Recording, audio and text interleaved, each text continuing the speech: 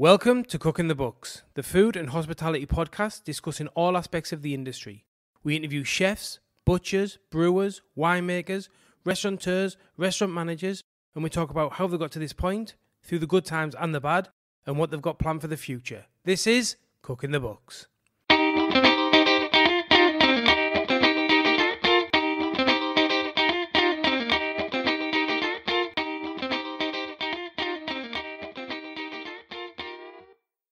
This week on the podcast, we had chef Matt Wilkinson. Matt has done it all. He's worked for the top chefs, run the It restaurant, owned his own cafe, written 3 books, as well as managed a farm.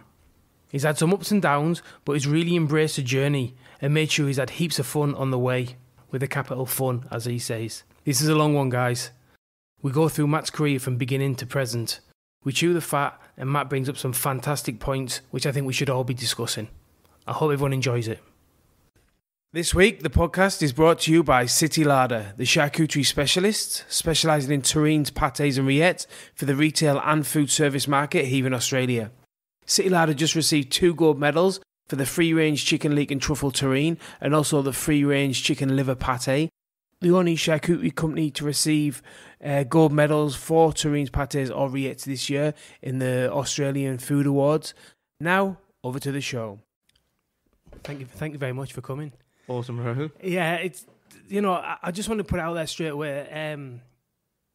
Right at the beginning when we started City Larder, you were one of the first people to give us an opportunity when you had hams and bacon, and you also give us a massive tip. I don't know if you even remember this meeting properly, but you give us this great tip. You said if you are looking to do this, what you want to do is you want to get some medals, go to some competitions. And at this point, I didn't even know anything about medals and competitions and food and, the whole thing. I was quite new to Australia at the time. And you said, no, go and get some medals because then that'll give you some recognition of what you're doing and all that. And we did. And that year we won gold for So we won some medals, and that really helped us along. So yeah, thank you very much. Yeah, awesome. That's good. I really appreciate that, and giving us that leg up and that bit of confidence that someone would take it. Especially, you've got a bit of a reputation around here, and people trust what you say. So I think we used you to to go to other people and say, oh, Matt said, he's got it in his store, and that helped us with the business. So thank you very much. No, well, it's bloody great product. That's the main thing. Yeah. Well,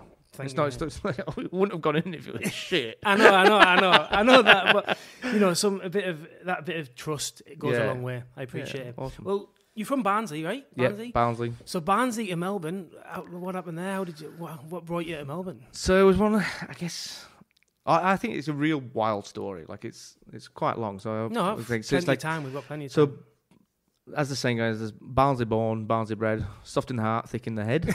And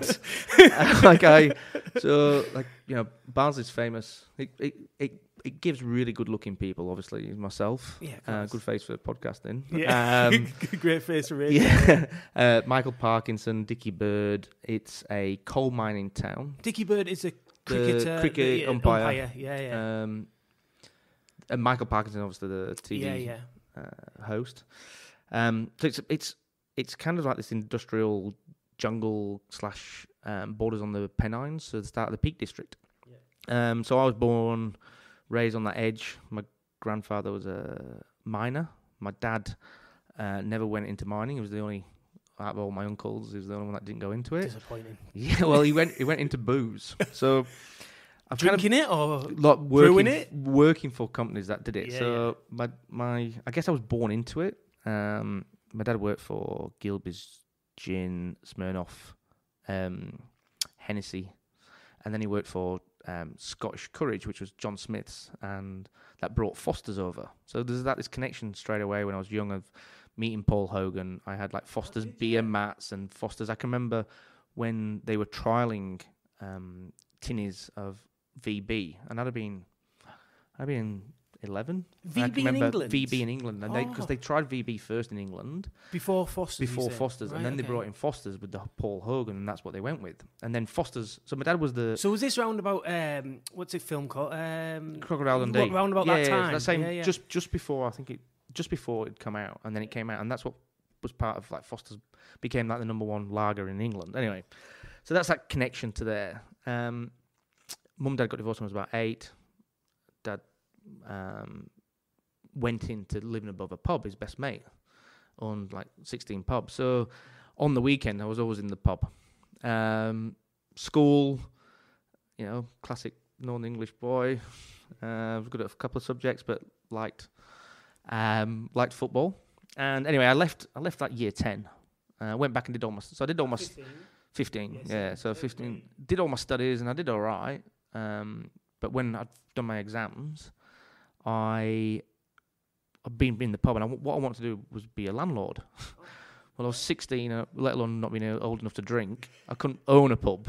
So I had to go back. So I went to Barnsley College, Tech College.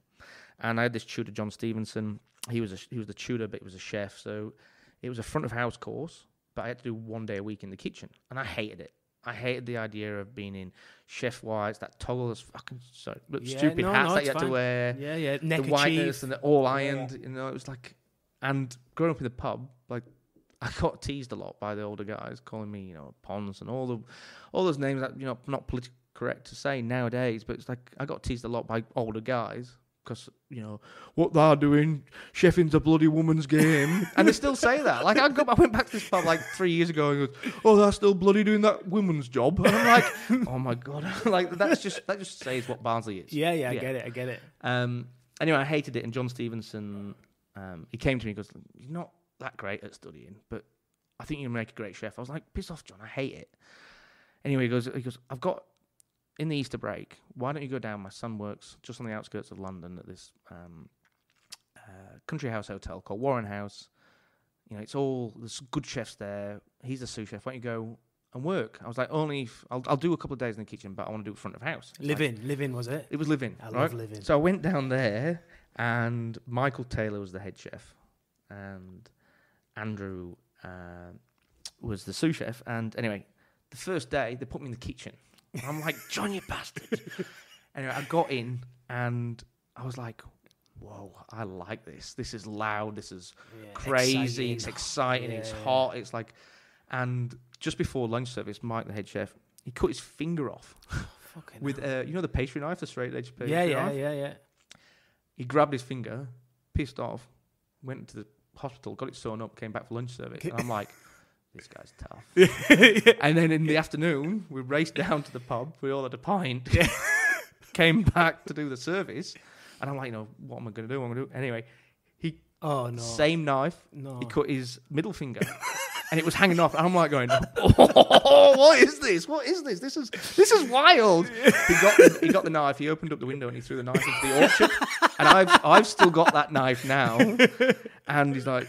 And he's gone, and he's come back for service, and I'm like, this guy's tough. Yeah, it's a fucking Terminator. Yeah, it was like and he was small, but he was the former joint head chef and pastry chef of Lauterland, which was John Burton Race's two Michelin star. John Burton Race. We were just talking about him a few months ago. Yeah, famous for like bashing people. Yeah. And Mike was on that Panorama one where I remember it. Yeah, Mike's the one that was there in the corner bashing somebody.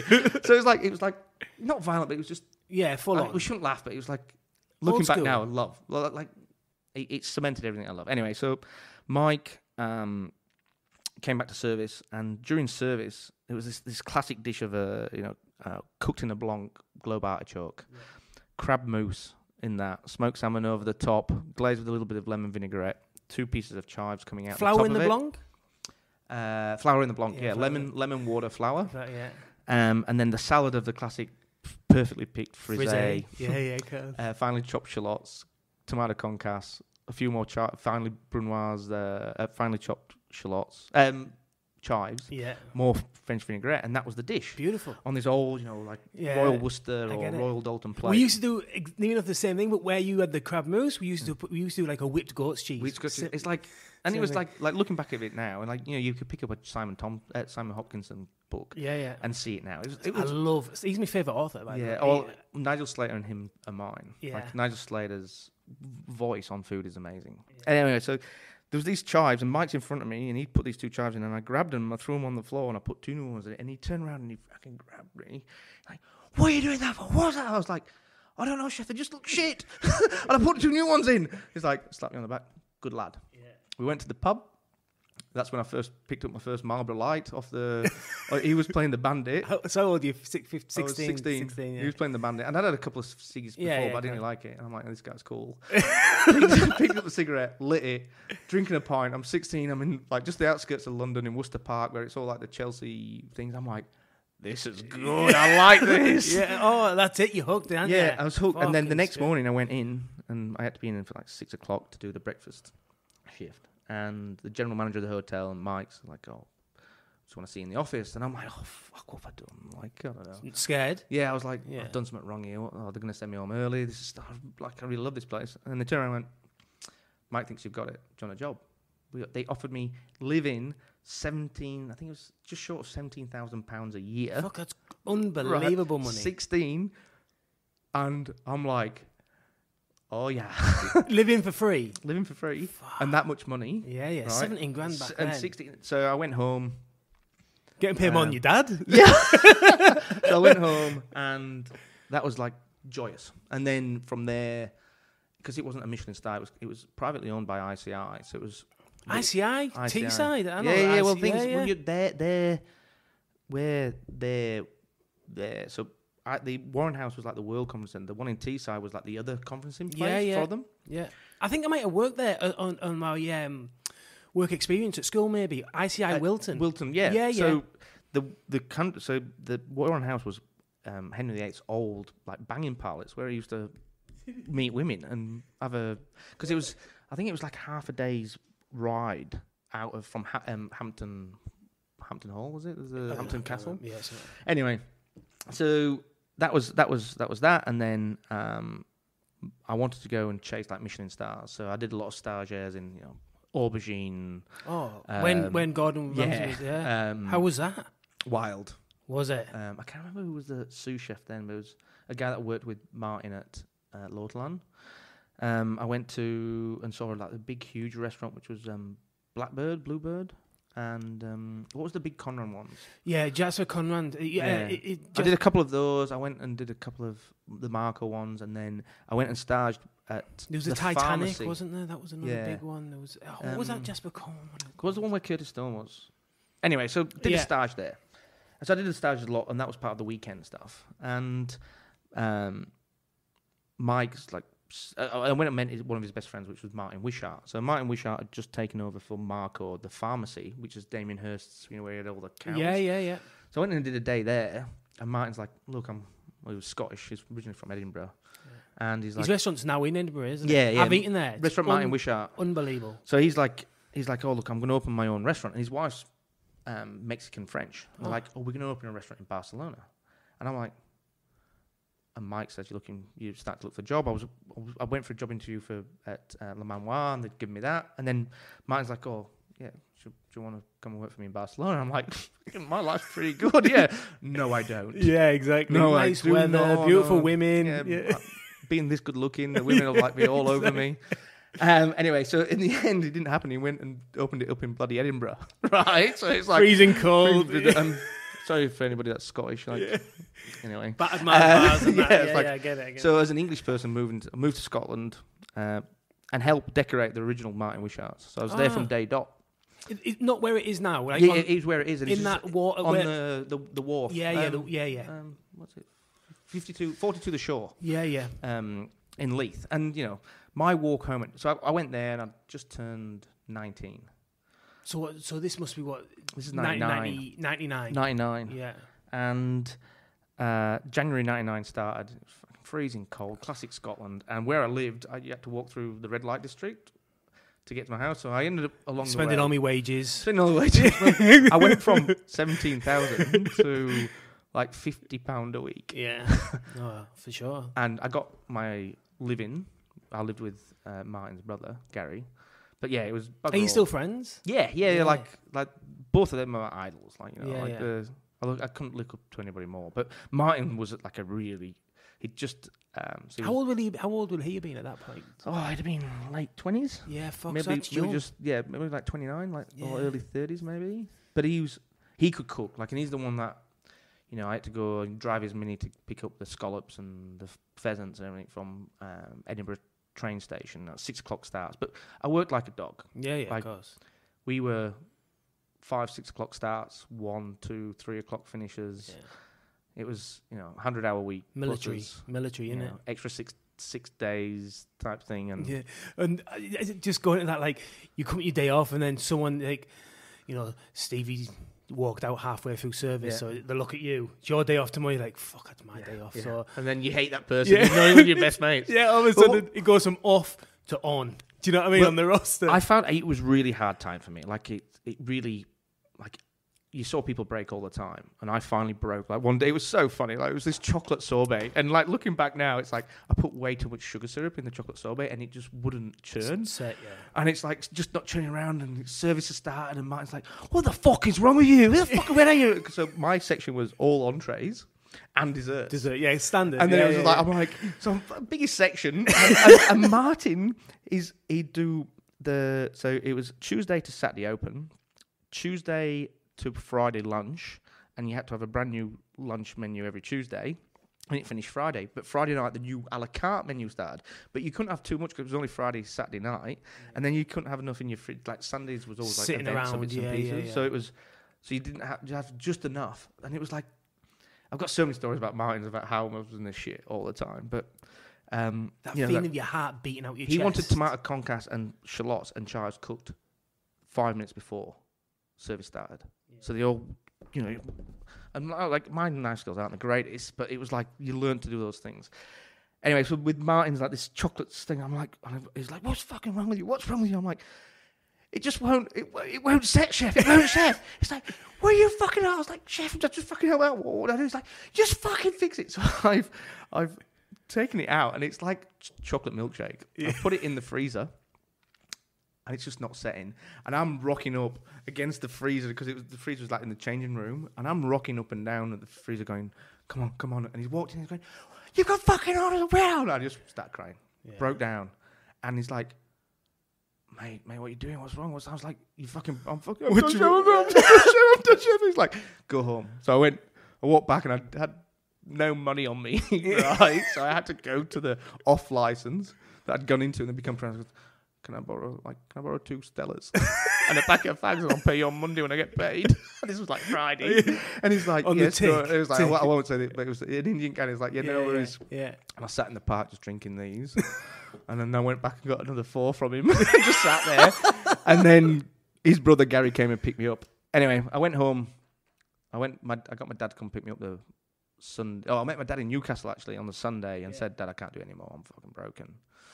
And I got back on the train and decided that so that was it? That was your last service you did there? Yeah, well, that's what I was thinking. That was I can't do it anymore. Yeah. And I'm like, "Dad," he took us to this awesome Italian in Newcastle. It was a really vivid memory. And I'm like, "I just can't do it anymore." He's like, "It's all right, son. We've got you. Go back on the..." So I went down on the day, got the late night train back early hours of Sunday morning. And at the train station, Martin's there with Martin's dad. And I'm like, "Well, all right, this is a bit weird. What's going on?" My dad had called up Martin and said, "Look, this is what's happening." Martin's dad goes, "Come on, we're going to the pub." So they took us to the pub. This is like 3 o'clock in the morning. And the pubs are still open, like Leeds Walk. Yeah. So I remember drinking this fucking warm McEwen's lager. And Martin's dad said to Martin, like, "Just piss off for a while. I want to have a chat with Matt." And Martin's dad explained to me about Martin when he was at Gavroche and Albert Jr. and him doing the same thing. And Albert Jr. calling his dad and him having the conversation. He goes, "So whatever you think is, if today is your last day, don't worry. It happens to most of them all. You've broken. The only way is up." Yeah. But I think you've done an amazing job. It'd been like 14 months. Yeah. I've been working. And then Martin came in and he goes, "Look." And Martin and his brother had both been around Australia. He goes, "Why don't you go to Australia? Have a break. But just give me 6 more months and I'll give you £3,000, which is what I needed to come to Australia as an extra wage." I was like, "Little bonus." A bit of bonus. And I'm like, I went home, spoke with his brother, had a relaxing day Monday thing, and went back to work Tuesday. So that was it. That was like... How was it, just out of interest, how was the vibe after that, did he still treat you the same? He went harder on me. Yeah, okay, yeah. But there's another one scene, like, he didn't, like, ease off. Yeah, he went harder. And I'm like, every day, so his best mate was Mike, Mike ended up like my big brother. Yeah. I went fishing with him, went hunting with him. He was my first head chef at Warren House.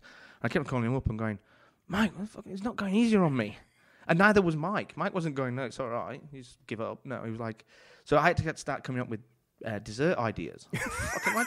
I'm 19. I've been working for 3.5 years. Viennetta. Well, exactly. Yeah. Well, this is the best bit of advice Mike ever told me. He goes, I'm not going to give you recipes. I'm not going to give you the ideas. You go around the supermarkets and you tell me what flavor profiles works. Look at the yogurts. Look in the frozen section. Look at things that people are making, and then come back and we'll design a dish together around that. And that's what we ended up doing. Yeah, because they're putting the money into the research. Yeah, and then Black Forest Gâteau. Yeah, right? There's a famous Michel Roux dish of the teardrop, and it's basically Black Forest Gâteau. What flavors go well with cream? So your panna cotta, strawberry, vanilla, yogurt. So it's a panna cotta basically. So it's set. So then I'd have to come up with these ideas, and Mike could give me the recipes then, and then I could go in and do them for the lunch menu, and if they worked, they went on the night menu. Yeah. That's where the rice pudding came from. Yeah. It was a Martin's recipe, but I was so starving. I'd gone to the supermarket and ambrosia rice pudding cream, cold thing was there and it was on special. And it was like 20 pence. So I opened it and I got back home and I ate it like as if I was like Oliver from Oliver Twist. And I'm like, oh, it's actually really quite good. It's cold rice pudding, which I used to hate when my nan used to make it. Yeah. And I went in the next day and said, look, this recipe. I had this cold rice pudding. I'd love to do like an ice cream with it or, pre-dessert. And Martin's going, I've got this recipe from Albert Roux. And we had slightly adapted it together. Yeah. And that's the one that was still on Pope Joan just until we closed Pope Joan, was the breakfast cold rice pudding. Yeah, yeah. And I tried it with, it used to be a pre-dessert of Unimon as a rice pudding ice cream. Like it's moved around. And that's where it came from. Yeah. And, so anyway, so Martin gave me the money. At the end, I finished up. Classic Martin, Scottish. My leaving party, we always went to this place called Giuliano's, a pizza place in Edinburgh, top of Leith Walk.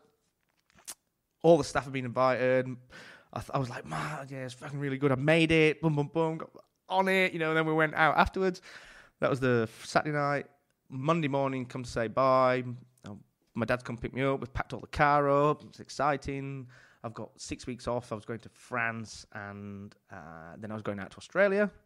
And bloody Martin gives me the envelope. He goes, "Here, Matty, just to let you know, it's like, there's your money, but I've just taken out the stuff, the party that we had. So it's like £333 short, all right?" And I'm like, you fucking tight bastard. It's like classic Scot. That is brilliant. And then imagine my mum's now going out with a Scot. Well, he's from Lancashire Scot. And I was like, I never forgive him. That is the best. Yeah, it is. It's just like, it's classic. Like going, here's your leaving party. Thanks for working really, really hard. But I've just taken the food and the beer out for it. For everyone. And Joe Taggart, who's now the head chef of Martin Wishart's, was like this. That's absolutely gold. What a fucking great story. So that was that. That was So what year is that? So this is 2000. Yeah. So I flew in around August 2000. So I've been here 18 years now. And I came over. In it all, Martin knew Raymond Capaldi, of all people. Yeah. And him and Gary Megan had just opened, I can't remember what it was called in Richmond. It was a restaurant in Richmond. And they were working together. Anyway, I was supposed to come out and work for them. But I was supposed to have 3 months holiday and then go and see them when I came in August. And then go and start with them closer to Christmas. I just wanted a bit of a break. Yeah. So we'd agreed on that. But then a few other Scottish guys that knew Martin had gone out to work for him. So a day before I flew out to Australia, so I was flying out from Manchester late at night.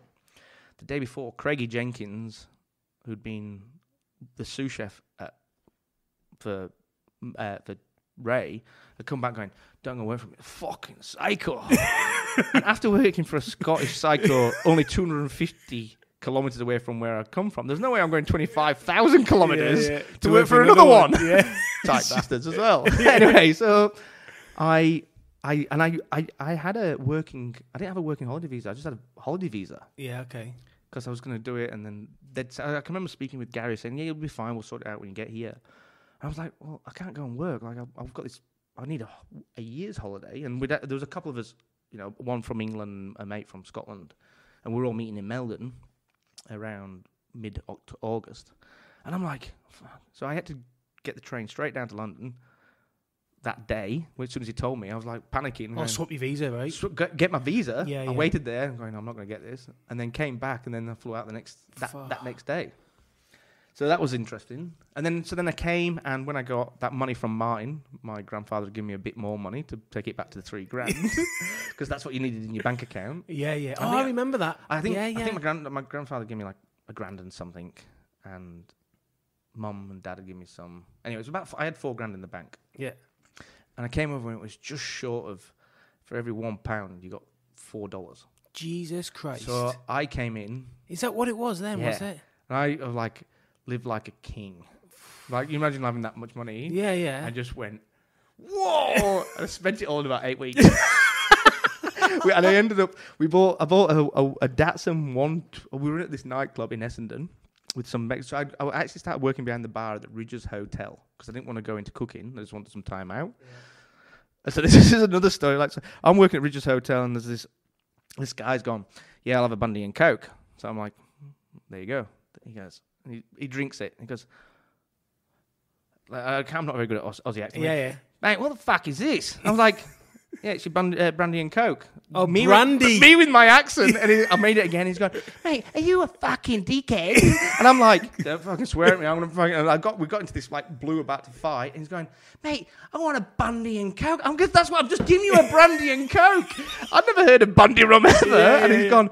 And we were laughing about it in the end. In the end, I got so pissed with him. And a group of us went to this club in Essendon. And I bought this Datsun 180B.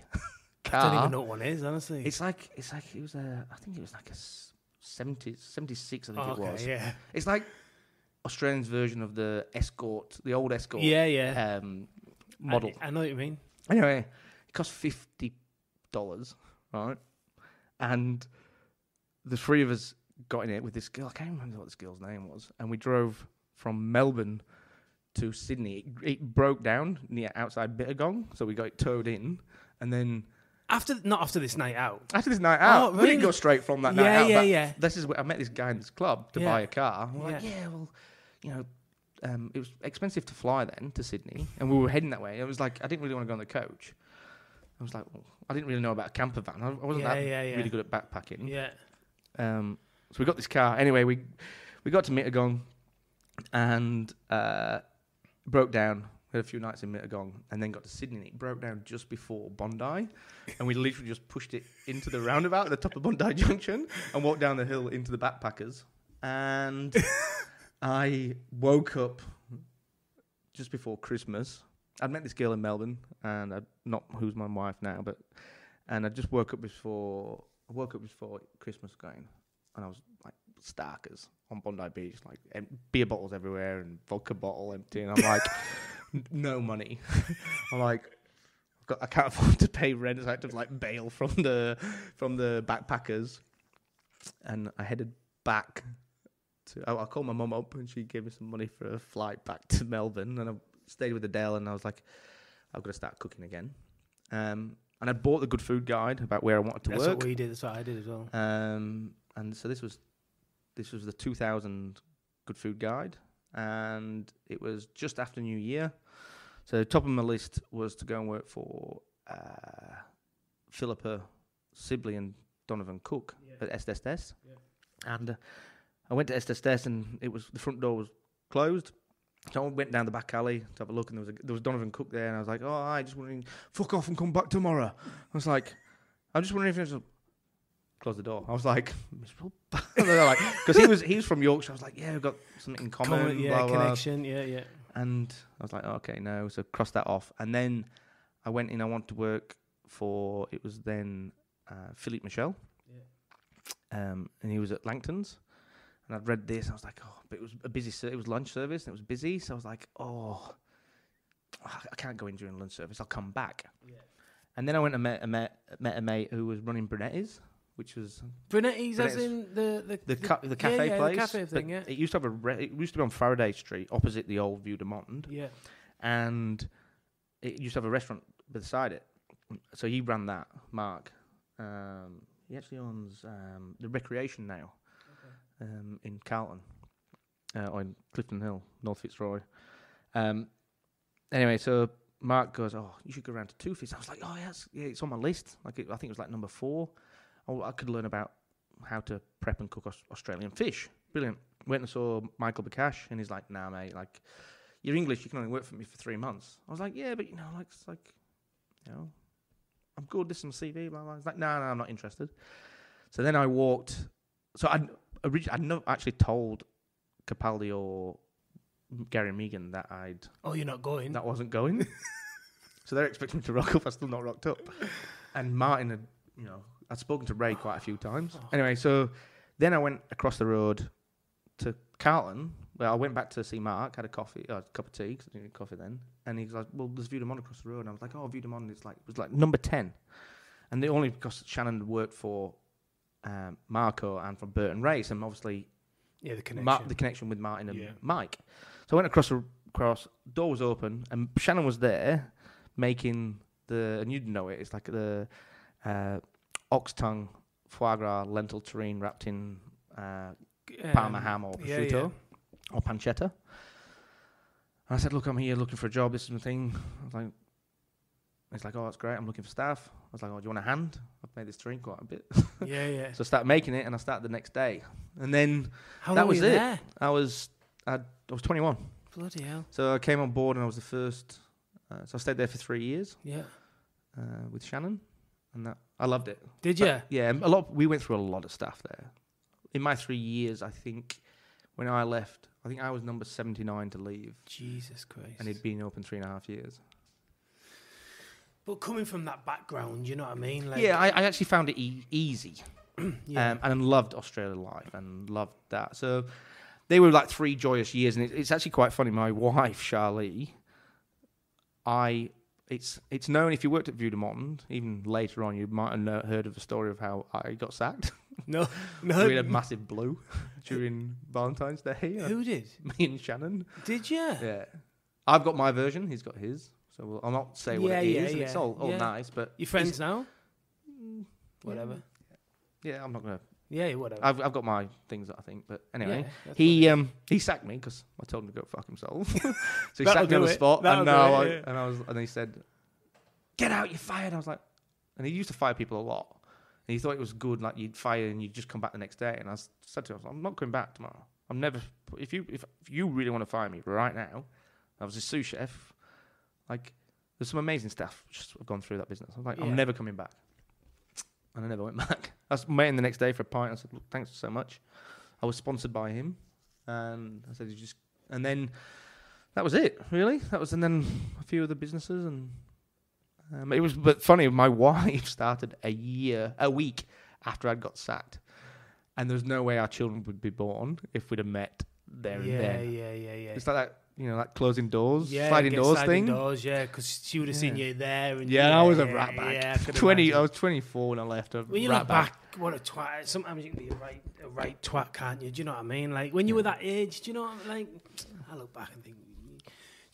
I tell you what made a big change was having kids. Yeah. I remember being younger than some guys, in a more senior position, and them having children at that time or whatever, and not being sympathetic at all. And I thought, you were a little twat. Do you know what I mean? Yeah. Like, it's that carefree element, but also it is a dog eats dog world. And one thing I didn't like in all the kitchens I ever worked in, but when I did some stages, was that element in that day where it wasn't worked as a team.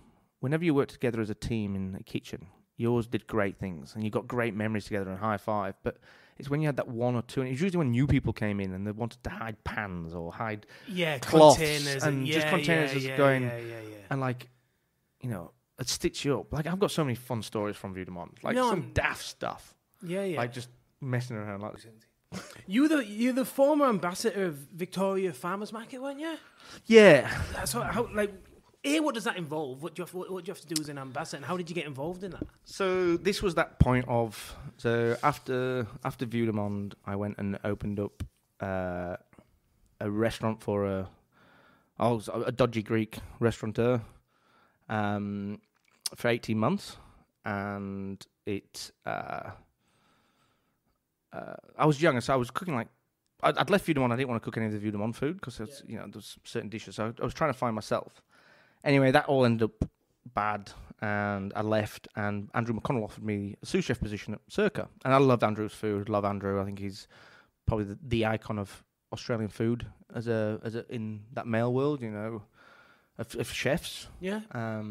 There's but for me, he's iconic. Yeah, for sure. Anyway, so he offered me the job, and then, he left and he made me and Moyley joint head chefs. And then after 6 months, John Van Handel bought the Byron Bay Hotel, and Moyley went up there. So I was the head chef on my own. This was like 2007. The turnover about $8-9 million of food and beverage, and I was all of a sudden I'm the head chef of it. 110 covers, we had 2 hats, and I just felt completely lost. I really did. I was like... Out your depth, you mean? Not just that. I was like, I didn't know what I was cooking. I think anybody, when they become the first head chef, or might understand, you kind of know what you're doing, but you're then trying to find who you are as the chef. And what is your food? Yeah, I get it. Right, and... Because you're pulling experiences from where you've worked, yeah, so it's not really yours. I reckon you can tell that on a menu when it can be exciting, but it's like somebody else's food, or if they're trying to be something else, it's not quite polished. Yeah. But my thing was I'm not that good at plating dishes. Yeah, entrees are all good, but I've got no love for main courses. I love that sharing element. Yeah. But I also started to question a lot of things, and so it was this period of 2007 to 2009.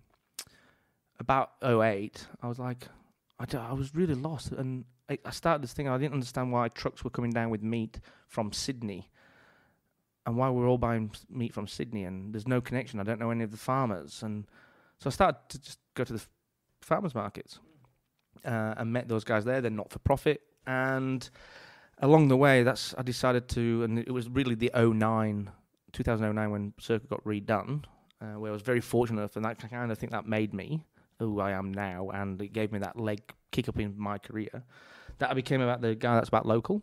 Yeah. And there was no better way than to go to the farmer's market, speak direct to the farmer to get that connection, but also to see what's actually truly in season. And they asked me to be an ambassador. It wasn't a paid role or anything. They were not for profit. Yeah. I just did things to promote, the recipes, talked about it. Yeah. And because I was there all the time, kind of like what you said with giving you a leg up. Yeah. It was like that.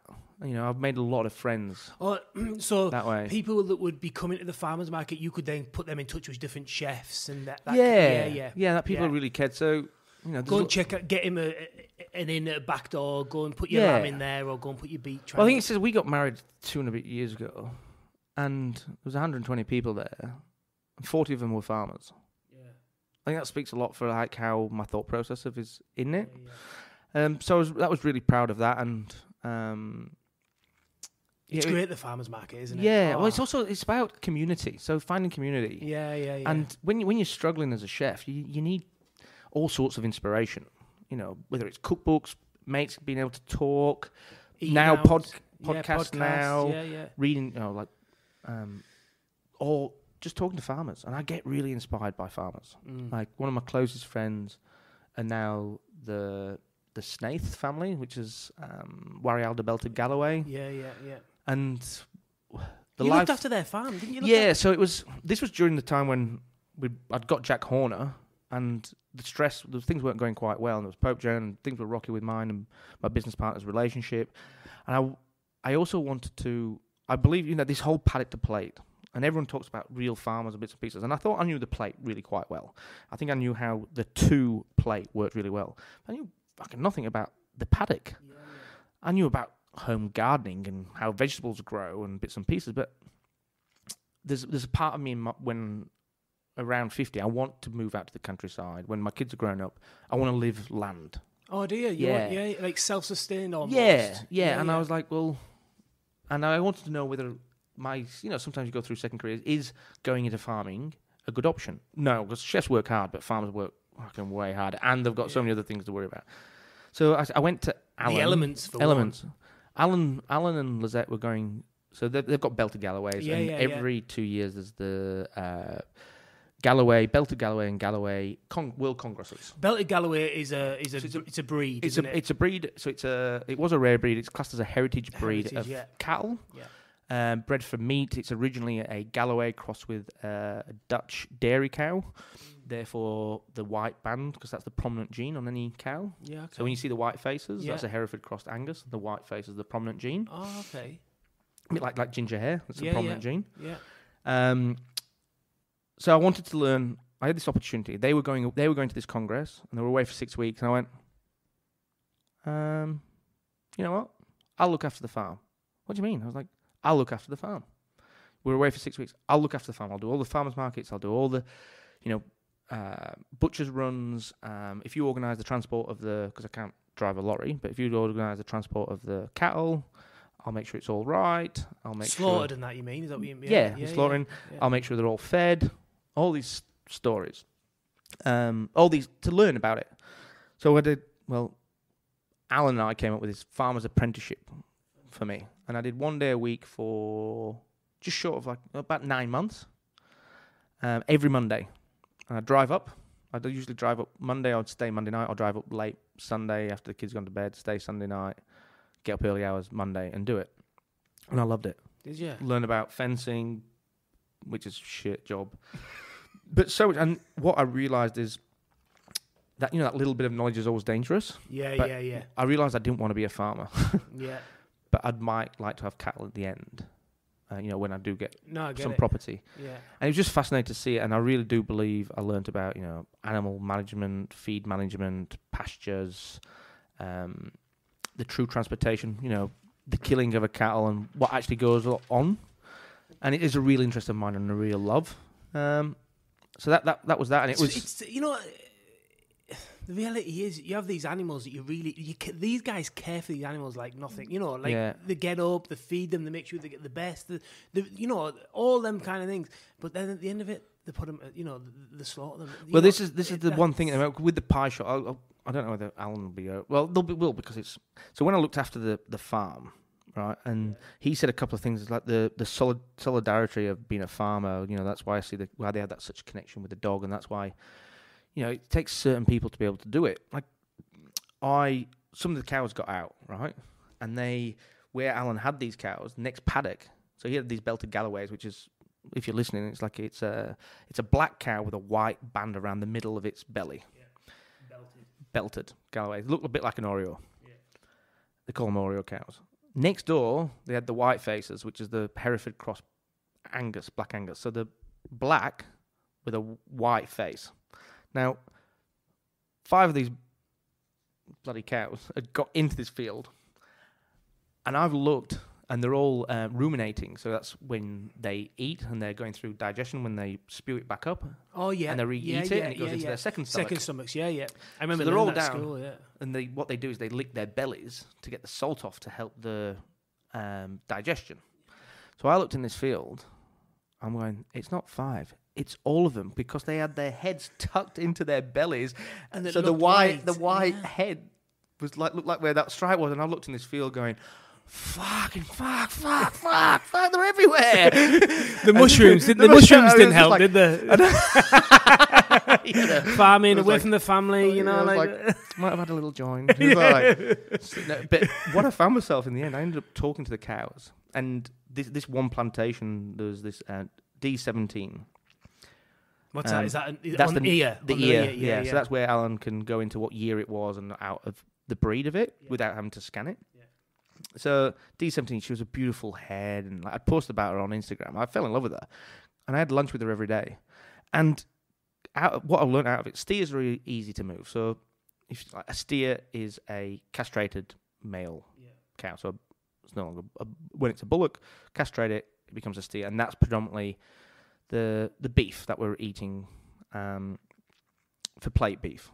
Like your sirloins. That's what everyone's trying to get to. Cows before they're heifers before, so they're young until they have their first baby. Baby, yeah. It's just roughly around 2 years. 18 months, 2 years. Then it becomes a cow. Anyway, cows are actual cows. Like the right cows. Like in the paddocks, they're hard to deal with. But this D17 was really nice to me. And she like kind of led everyone around and like bullied them a little bit. Helped you out. Helped it out. I had this one which, you know, if you could batter it, I would have battered it. It was a right mold. She kept side kicking me, and like there's this one calf. Well, so anyway, so D17 was really nice. But so every day I went and had lunch with her. I'd talk to her. We'd start singing, and she'd follow me around. We'd start singing, and I realised I stopped. Did you feel like you had a proper connection? Yeah, like did you? Like, honestly, like proper connection. Like, yeah. Full on, like she loves me. I love her. Yeah, like your dog or whatever. Like, well, it's taking over the dog. Yeah. Like, it's like, dog, you're out. You're like the second. You're like the first child after the second child comes along. You're out. Right. I have to open the patio doors to get the cow in. Yeah, it was like, Charlie, get out of bed. D17, we're gonna call her Dot, and she smells better. Sorry, don't mean that. But anyway, so I had this connection with her, and so I went and had lunch with her every day. But I realised that like I'm in this like 4,800 hectare property, and I'm walking around with cows, fixing fences, and I'm seeing like Barnsley football hooligan songs, like top of my lung, "We're Barnsley, we're Barnsley," and I'm singing, dancing around, going around. And I'm like, stopped and gone. It's complete silence. There's just crows and branches and wind and all these things, and you go, whoa. And so it was a really amazing experience. It was a real. Something happened to you far out. It was really, actually really quite spiritual, and I'm not that kind of person. No, I get it. I totally get it. I found something that was like, I found what I didn't want to do, and I realised I learned about the paddock, and a newfound respect for what people do on the land, but also just for myself, it was really healthy. Like there's this one little cow, like a lentil. It's a young bull, and I put this, like things happened to me. Like I got the tractor bogged, and I flipped the ute. And did you really? Yeah, I did certain things that were like, Alan was that, about him now anyway. So it's like things happened, and it was all right, but I flipped it anyway. So late at night, I forgot to bring in I'd let Lentil in to the house block, and it started. And Tom, the son, like there's shit everywhere, and he's a worker, and he did a bit of the farm, but he was like, Matt, shit everywhere, and it's eating Mum's plants, and I'm like, oh. So late at night, I took it down, and I had to open up the electric fence. Anyway, as I've gone the opposite side, put the electric fence back, and I've realised I've got to get back into it. And I've done it the wrong way. No, I've done it the wrong way. So I've closed the gate, but I've kind of like closed the gate I've locked myself out. So I had to. It was 3 wires that you undo, and they've got these plastic handles. Anyway, so I've gone back round to undo it, and Lentil's come up behind me and nudged me, and I've hit my head on the positive, which is the top and the bottom ones, and the neutral's the middle one, and I've just gone, and it's like 1 o'clock in the morning. I've shot myself back. It's about 7.6 megavolts. Have gone straight through me, and I'm sat down on my ass, and that metallic taste that you get in your teeth when you get electric shock, and I'm like just going, am I all right? A bit of a and I'm like, seriously? And I looked around, and this cow's looking at me, and I'm like, I'm gonna bash you. Anyway, so I've had to quickly undo it, redo it from the other side, and I've gone back inside. And I'm like actually shaking from jittery the as. Yeah. And I slept really well that night. I bet you fucking did. It sounds like an unbelievable experience. Yeah, it was like we talk, like I'm going up this weekend. They're doing Gnocchi Festival, and they've become more than friends. It's like almost like between friends and family type thing. But their beef is the first beef. I had the anus. Yeah. I got that the from Pope's him. eye. Yeah, the Pope's eye. Yeah, I got that from him. I was at the market, and he was like chatting. What's the guy called? Sorry, Alan. Yeah. Snape. So I was chatting to him, and he said, I've got some bit different stuff that people don't know. And I was it was really good. Honestly, I really enjoyed it. Well, his thing is like, it's such a unique business and such a hard way to do it. But watching them, how happy they are, and just how good a quality product they put out. Yeah. So they farm, they transport. He goes into the kills. He's part of the butcher shop, even though it's a different butchers. But he goes in there and butchers himself, and gets on the boning room himself as well, and specialist steaks. Then they market it themselves, but also they take it to farmers markets and sell it. You can meet them, can't you? Yeah. And that's with the pie shop. the pie shop came about because of the Allen. So the Allen is the beef and veg pie that's on. Yeah. And that beef is all old cow, of a way of doing a resource. And the old cow is really amazing meat. And this is for another story. You should actually get Alan on. Yeah. And I'll tell him about how the old cows come around. But he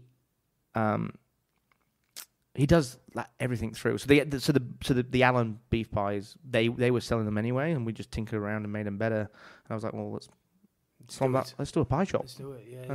So that's how the pie shop came from. And they also do, which we'll get into. They also do. You can buy the hide. Is it the hide? The hides. You can buy the hides. I've had my eye on one of them a few times. Well, they're exy, but they're so beautiful. Yeah. And that's another fascinating thing, like being on the land with him, is going, hides, you think you can get them all year round, but then they're the best in either summer, so there's a summer coat or the winter coat. So you think about it, it's like, light or heavy, light or heavy. Well, Well, for me it was like, you can just get pelts all year round, like the skins. And I'm like, and then I think about it, you've got a dog that sheds and doesn't shed through hot and cold seasons. Yeah. And it's like, of course. So he does that all himself. He salts them all down and then takes them to the tannery. And the tannery was an amazing thing to go and see. It was just like, it's a lot going on there. Yeah.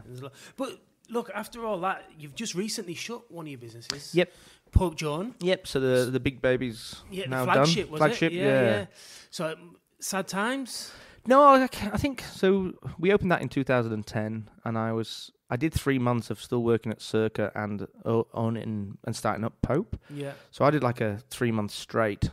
It was time. It was a good timing. I think I went out on a positive, and it's a good time to stop and reflect. Yeah. And the only sad thing is, obviously, it was a great community, and I never realised, and it was nice finishing it and finding out how so many beautiful stories from people and what Pope Joe made. People probably met them. There. Well, it's like anniversaries. My wife was don't want to sound like negative, but it was like at the end. It was like people coming up going, "Oh, you don't know how I feel. Pope Jones closing. It's this, and this," and I'm like, I think I fucking feel love.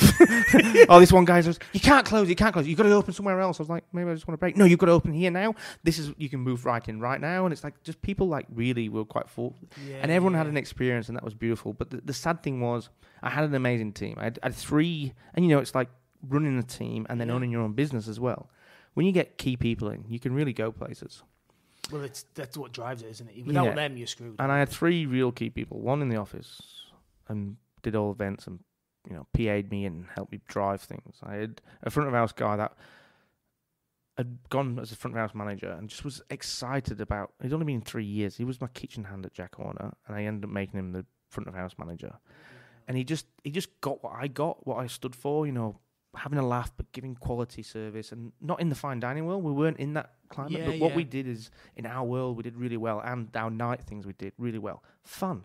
You've got to put fun, or capital fun, on it, or there's no point doing any of it. And then Jakey, my head chef, he was just super talented, and I really would have loved to be able to had the energy to go, all right, I'm going to open Pope John, but it's going to be in this new phase, and this is what it is with these people. But I stood back and discussed it and said, I'm just going to take 6 months and chill and make the right decisions for me personally and for the family and for what I want to do next. I've got so many bloody ideas, but it was a great way to go out and an amazing 8 years. But it's getting to an apartment, is that right? Yeah. So it's not, it's not like. And I've still got the lease, a different landlord on the next door, so where the pie shop is. I've got under the roller door, so the pie shop's still going to be there at 75 Nicholson Street. Selling savoury and sweet pies. Savoury and sweet pies. And then at the moment, I've got everything that was at Pope Jones stored in under the roller door. And there's part of me. Do you like the name Pecker? Pecker? I think me chopper. Is it like Pecker, like a little... like me cock? Yeah, but or bird pecking. Yeah. Anyway, I like the name Pecker. I'll show you the brand. It's kind of cool. Yeah. Anyway, so there's always a part of me wanted to open a little bar with some food, and not like a wine bar, not like what's going on. There's plenty of going on at the moment, but like a few little bits and pieces and just fun. You remember you wouldn't have been around, but St. Jerome's was in the city. No. It was just a fun place to be. Well, I know you're working now at Gerald. At Gerald's, yeah, one night a week. Talk about a bar. Yeah, well, that's brilliant. When I first come to Melbourne, Beck will tell you, we used to walk in there at 7 o'clock or something and walk out at 11, broke and absolutely mortal. Honestly, mortal. So this was come from, I went in and I wanted to keep my fingers in it, and Gerald's a real old friend. Yeah. And I've gone there a lot. And the team, I think the food, what they're doing there, and the service and their offering is brilliant. Oh, it's not trying to be a restaurant, but the food is the chef P is like that old school element, and it's just fucking tasty. Yeah. And it's well priced. It's good portions. The booze is good. Booze is class. And it's great service. It's friendly. It's fun. It's fun. And anyway, I was there. I'd been out and I was pissed. And I was sat down at the table with Gerald, and they're like, "Oh, sure." I'm like, "I'll do it. I'll do 1 day a week. In fact, I want to do 2 days a week, but they don't want me on." And since that, I grew up in a pub, so I thought I'd do front of house. And I did that little bit of stint as a bar at Ridges before, I went a bit crazy for 3 months. And I was like, I've never done front of house. And I'm loving it. Oh, yeah. I've done 2 shifts. I've got another one. And I've asked to do it all the way through till Christmas, every Thursday night. And I love it, but it's also because there's interaction. Pouring the drinks? Are you doing the whole? So I'm taking. So there's a little section. So I'm basically the main runner. I've got food runner. Yeah. I've got my section, which is 7 to 11 people. So it's a little bar section. So I've got to make all the cheese plates, do all the charcuterie, do the pickles, any of those things, all the polishing, grabbing beers, taking them out. It's just part being of the team. Part of the team, like a junior waiter type thing. Yeah, and so Gerald and Mario are the owners, and they're old school foundation of Melbourne institution. Yeah. Of what Melbourne restaurant scene is, or food scene, not just restaurants. And it's so much fun. Oh. And at the end of the day, even just talking about food and with my first shift, they were like, it'll not be busy, it'll be gentle. We got absolutely pumped. I think we did 145 covers. Bloody and it was just so much fun. And you forget sometimes as a chef, especially if you can talk to customers. And, I'm not shy of a few words. Good luck editing this. Is that we can get to talk to him, and I know a little bit about wine, but talking about the food, it's just easy. And fun, right? Yeah, you said. And I always go, if I was sat with you, I'd have this, and this. I'd have a bottle of this, but I'd start on this and this and this. And, Gerald came up to me the other night. He's like, that was a great service. We did awesome, because it was busy. Yeah. But Mario, the other one, and he said something real, and it's, you have those live things that coming through. And he sat me down and goes, "Matt, I want to talk to you. This is not me taking the piss, because Mario takes the piss and is always joking, because you see him, that's Gerald. So if it's all going to shit and things are going wrong, it's not your worry. It's his worry, and then it's his worry, and then it's his worry, and then it's his worry, and then it's him and theirs worry. And then finally, if they all drop dead, you've got to figure it out yourself. Just enjoy it and have fun. And you know how, what's the right word for giving you back something of just going, no worries type thing, that Australian no worries of just going, just enjoy yourself. Yeah. Because don't start worrying how long this is going to take. Don't worry how long this is going to take. Because he's the owner, and he's the manager, and he's the assistant manager, and he's the barman, and he's the head chef, and he's the sous chef. When they ask you to take that from there, just do it. Just take it. And he's and it was just so refreshing. Refreshing, but also, I don't know how to explain it from it. It's just giving a bit of fun back. I'm not having to, for 8 years, having to be the one that worries about every fucking thing. This one to come in and just enjoy serving and being hospitable and delivering a service to people. Which I think sometimes we said earlier about the hospitality, what it is. I think sometimes that's getting a bit lost nowadays. Yeah, it's more like how pretty it can be. And I don't knock this, and I love this as well, but nevertheless, it's an observation. It's more how good it can look on Instagram. What I mean? It's not. There's no real hospitality in it. Do you know what I mean? The thing is, I think that everything's about making money, but I think we get lost in a way about realizing about having a good time.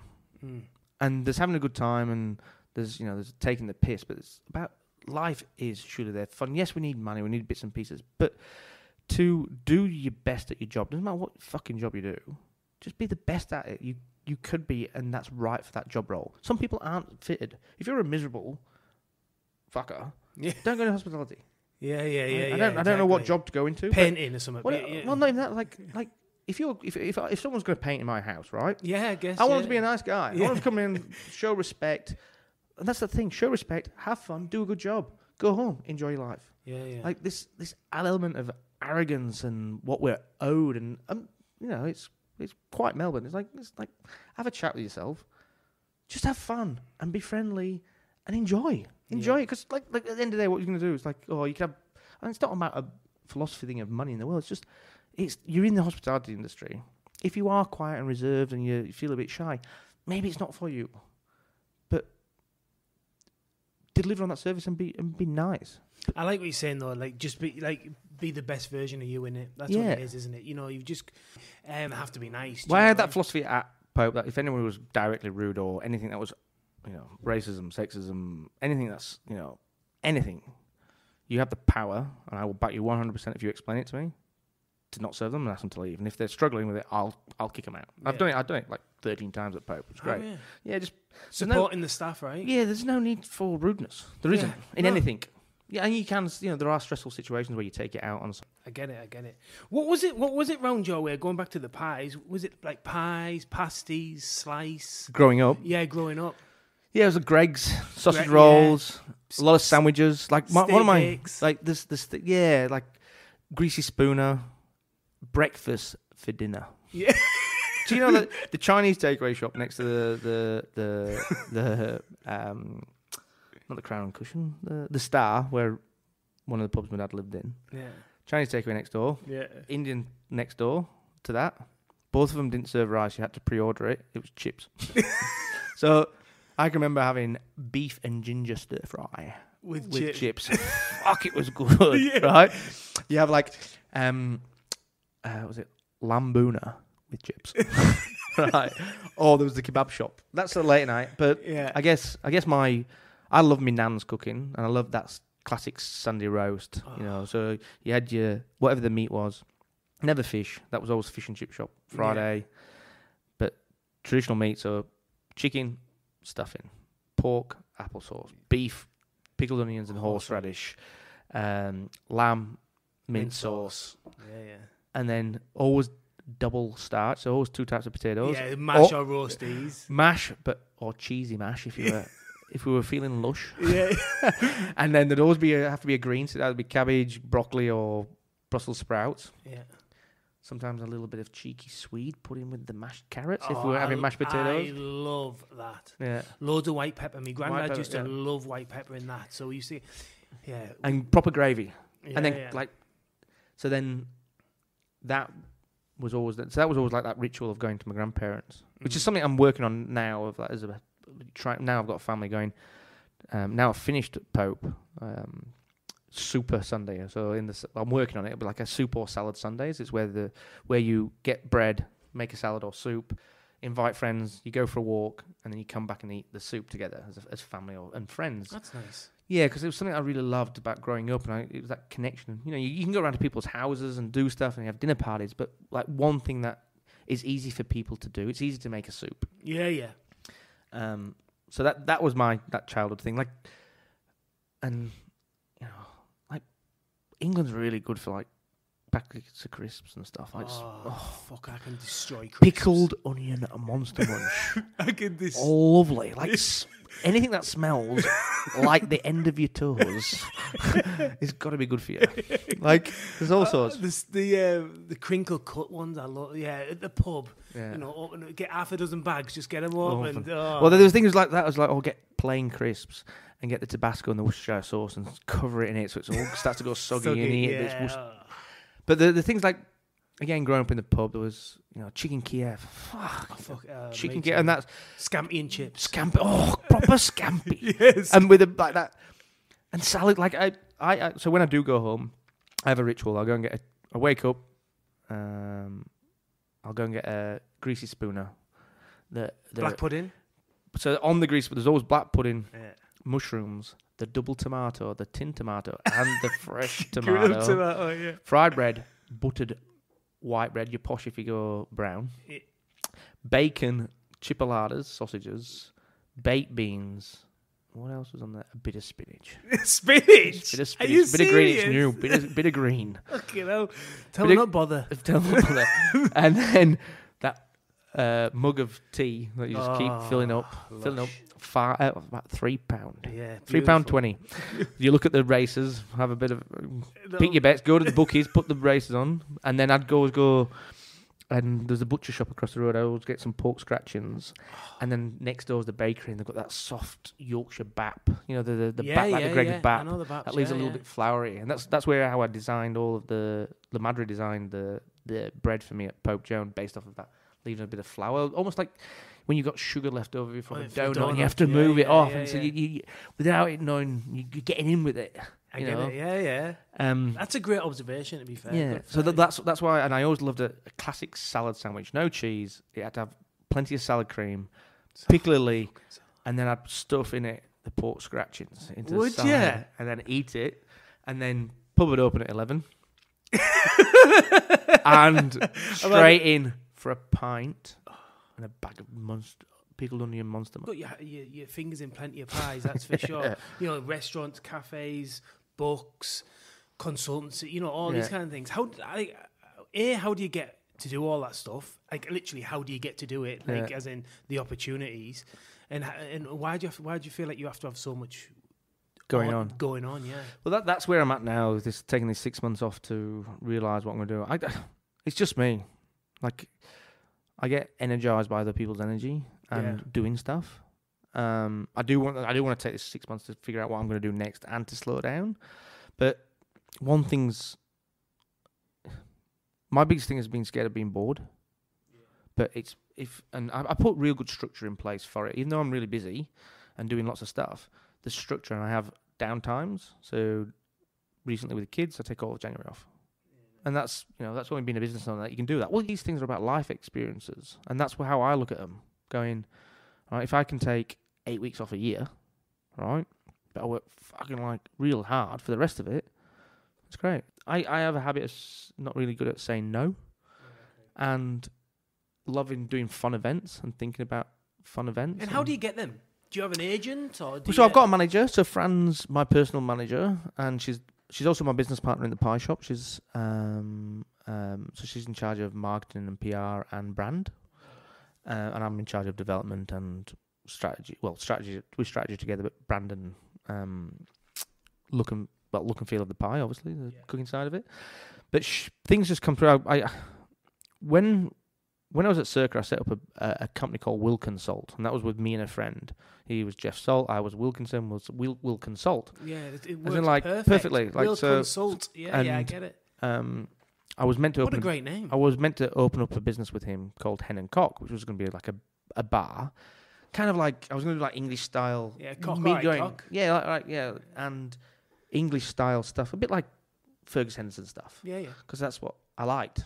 Sharing English style stuff, and I guess there's a bit of that in my food. Anyway, so I got my friends. I got my friends in to do the new Circa website. They then did Mr. Wilkinson's Favourite Vegetables, my first book. Then I got them to do the Wilkinson. So they kind of like set what my brand is and the look and feel. Yeah. So then Wilkinson, we closed that up, and I just started. I'll just do Mr. Wilkinson's, and then you do the odd thing, and people ask you to do it. A lot of luck and my personality, I think, gets me stuff. Yeah. Like being able to talk Have a bit helps. of banter. Have a bit of banter. Yeah. I don't think I know what I stand for in cooking, and I love cooking, but it's a real simplicity of food. So the whole restaurant world, it's been amazing not to be in it and being from a side of Pope Joan. Yeah. The stresses and the stresses that you think you have to go through in that restaurant world, like the Circus, I was really glad to be out of it. And I think I've been fortunate in that way, where I've carved like Matt Wilkinson's food. So if you see a salad, it's like, yeah, that's kind of like what Matt would do. Yeah. And then I think it's just look, you get one, it gets the next one, and if you've got a good idea, it's also, and I think I said this to you as well, and I say it to anybody that's gone back, you've got to have really big balls to go into business and to do something. To go to that, there's a lot of people that are dreamers, and they'll say things, and I could have done this, I could have done that, and I can name you a lot of people, but you're just gunners. Like, you're lovely people, don't get me wrong, and some of my best mates. It's like, yeah, there's nothing wrong with that either. But why live in regret? Or why live in the gunner? Just give it a go. Yeah. Like, at the end of the day... Seems easy when you've got that mentality, though, doesn't it? It is, but the easiest thing is going, business is easy. How much money are you prepared to fucking lose? Yeah. All right? And if it's $10, well, you've got to find a business that's going to cost you $10. If it's $100,000, you're going to find a business of $100,000. You've just then got to structure your business not to lose that. But that's the thing that you've got to ask yourself. You've got to have balls to do it, to get out of that freedom. Now, I don't have as big a balls as I do than when I did 8 years ago. Because now I've got kids. I've got things that I've got barriers around me. Not really, the mental barriers. Yeah. Like, you know, if everything failed and we went on the street, I'm pretty sure you'd give me some of food. For sure. You get way through. We've created all these things around us that are comfort things. You know, a good house that we live in. We don't own the house. We rent it. So, but we need X amount of money to live. Yeah, yeah. Well, you could live a little less. Yeah, for and sure. still be as happy. So it's that balls to get out of your comfort zone of, I'm getting paid my 70, 100,000 a year. I've got my set 4 weeks holiday. I can switch off at the end of the night. Like, when you go into business, which I think creates more opportunity, they don't happen. You don't have that luxury of that comfort. So you need the balls, but you also, and I think fundamentally, is if you do not think you're going to lose money in business, you're crazy. And it's just a measure of how much you're prepared to lose. It's all measured risks, isn't it? You've got to take measured risks, and you've just got to... And it is that... You might not be losing... The business might not be losing money, but you're going to take a massive pay cut. And also the extra work that you'll have to do, but also risk of failure. People worry so much about risk of failure. Do you think that's what people are thinking, laughing at them? They feel like people are going to laugh at them? Or I don't know. I've done a lot of like self-help podcast listening and reading of books for this, of going, it's all in your own head. And this is like, it's far worse in your head than it is in what everybody else sees. Unless you've done something bad. Yeah, exactly. You can overcome everything. Like we know where the industry is at the moment. There's some things like that. That's bad, and you're going to be known for that. You know, there's certain footballers that are known for tampering, and the chicken wing from certain football players. But if you're good about it, like failure's not, as long as you don't do anything bad or take anyone down when you do it. Well, failure is nothing. It's measurable to anybody, but it's more measurable to yourself of risk. But how hard was it? It's fucking hard to just go for it. Unbelievable. No, really, no. Like you say, unbelievable. Like I think, just going on that, how hard was it? Incredibly hard. There's no two ways about it. Incredibly hard. You know, it's stress. Yeah. The biggest one's financial. Trying to make it work and add up and the rest of it. But I believe, I always go on about being dyslexic because I really try and promote it. But I honestly believe that helps. If you're not really like a achiever, I don't want to say too much of an achiever. If you've won all the time, if you've gone into school all the time and achieved and been the top and everyone's looked up to you, and that puts a weight on you that you're scared to fail. It's like me with my good looks. Exactly.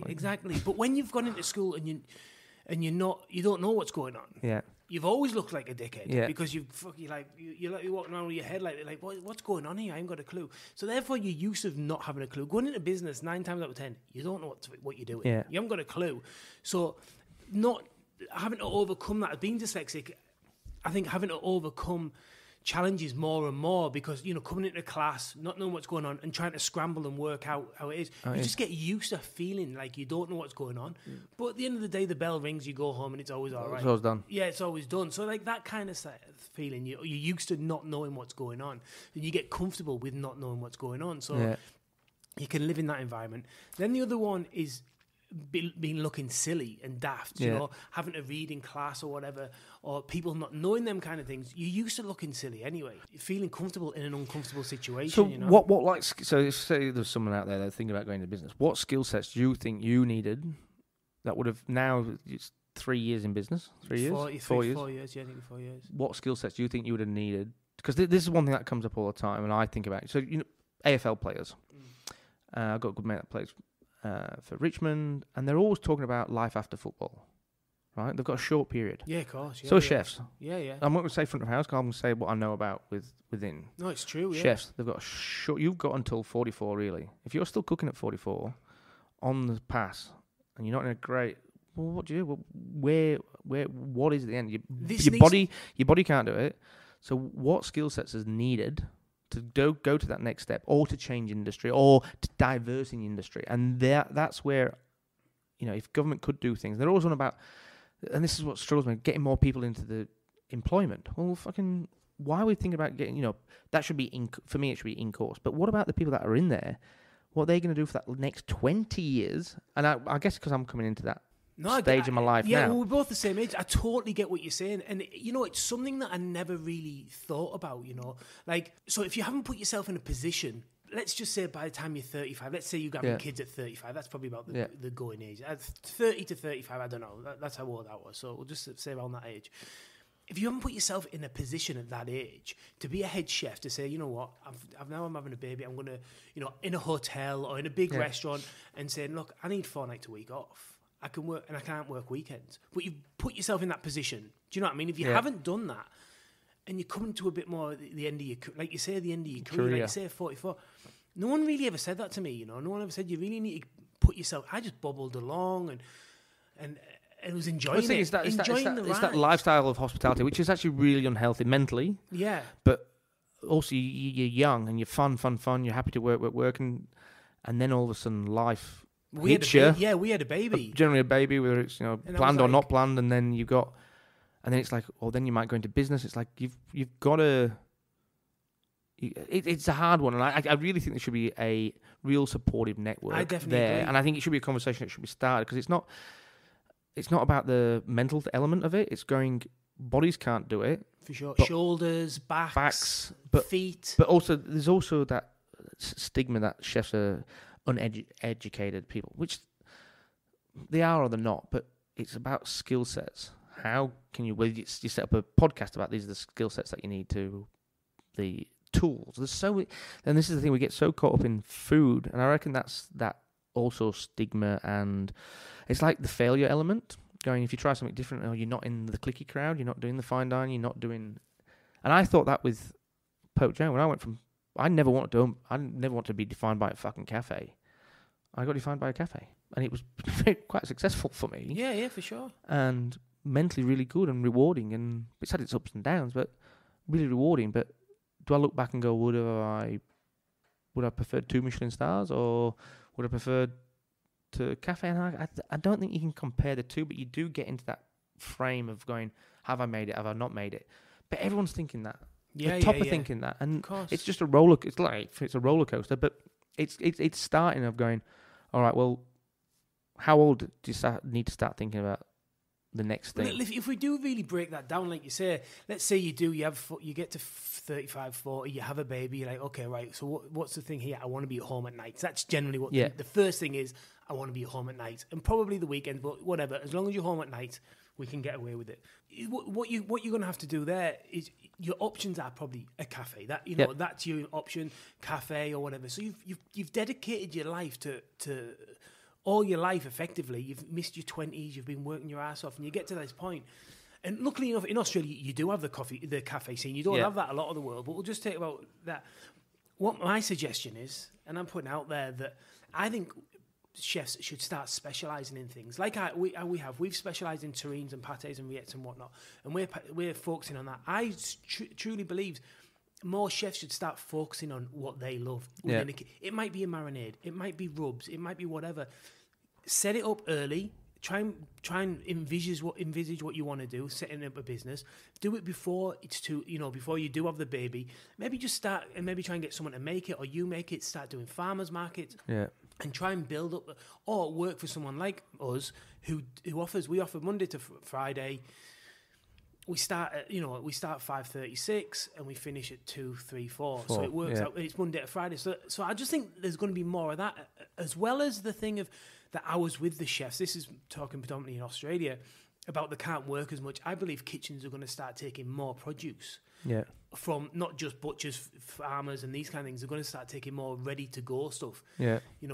Marinades, whatever it might be. So I think if chefs specialise in pasta, I think that's the way it's going to go. I think that's the way I see it in the future. Where is the life, work, fun balance?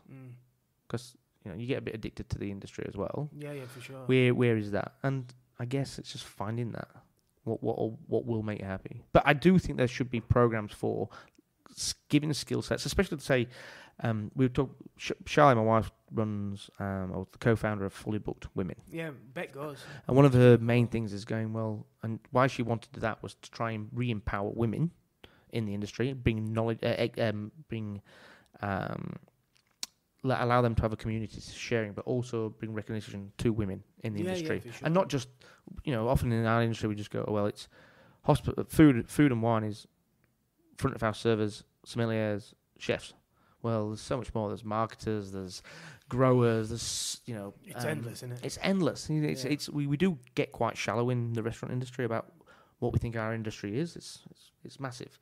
But one of her things was, what she found out when she had Finn, she was lucky she'd worked front of house, and then you should actually get her on, because it's like her story is amazing. And then set it up, gone into Melbourne Food and Wine Festival. And she organised. Was she one of the like the creative? Creative. I can't remember, creative director. Anyway, she did the event side of it, bringing out and writing the program director. Yeah. So she brought out all the 2009, the 2010, the 2011, 2012 Melbourne Food and Wine Festival. Jeez. And she took time off when Finn was born in 2011. Went back to work for the festival. For 2011. And my mum came out and looked after Finn. Anyway, so she saw her afterwards going, if you were a chef or in hospitality and you didn't have skill sets other than being a chef, and you've got a baby, how do you get back into the workforce? Yeah, exactly. Is there job especially roles for women? Is there job roles for between 12 and 4? There's these part-time roles, and I think she looked at it, and for her role was like, well. And this is through discussion. Well, what do people need to diversify in the industry that they love? Yeah. And I think that's the same for everybody in hospitality. But this is that next level of everybody, males, females, to go. All right. Well, what is life after hospitality? You know what? Apart from we setting the business up and the rest of it, I've never actually really thought about it. But it's an absolutely fantastic discussion. Well, yes. Well, it's maybe it's someone from. Super industry, like Host Plus. Yeah. Is it superannuation? Superannuation, yeah. So is it them? Is it, because it's not? We always rely so much on government, but it's got to be. Is there someone there with money?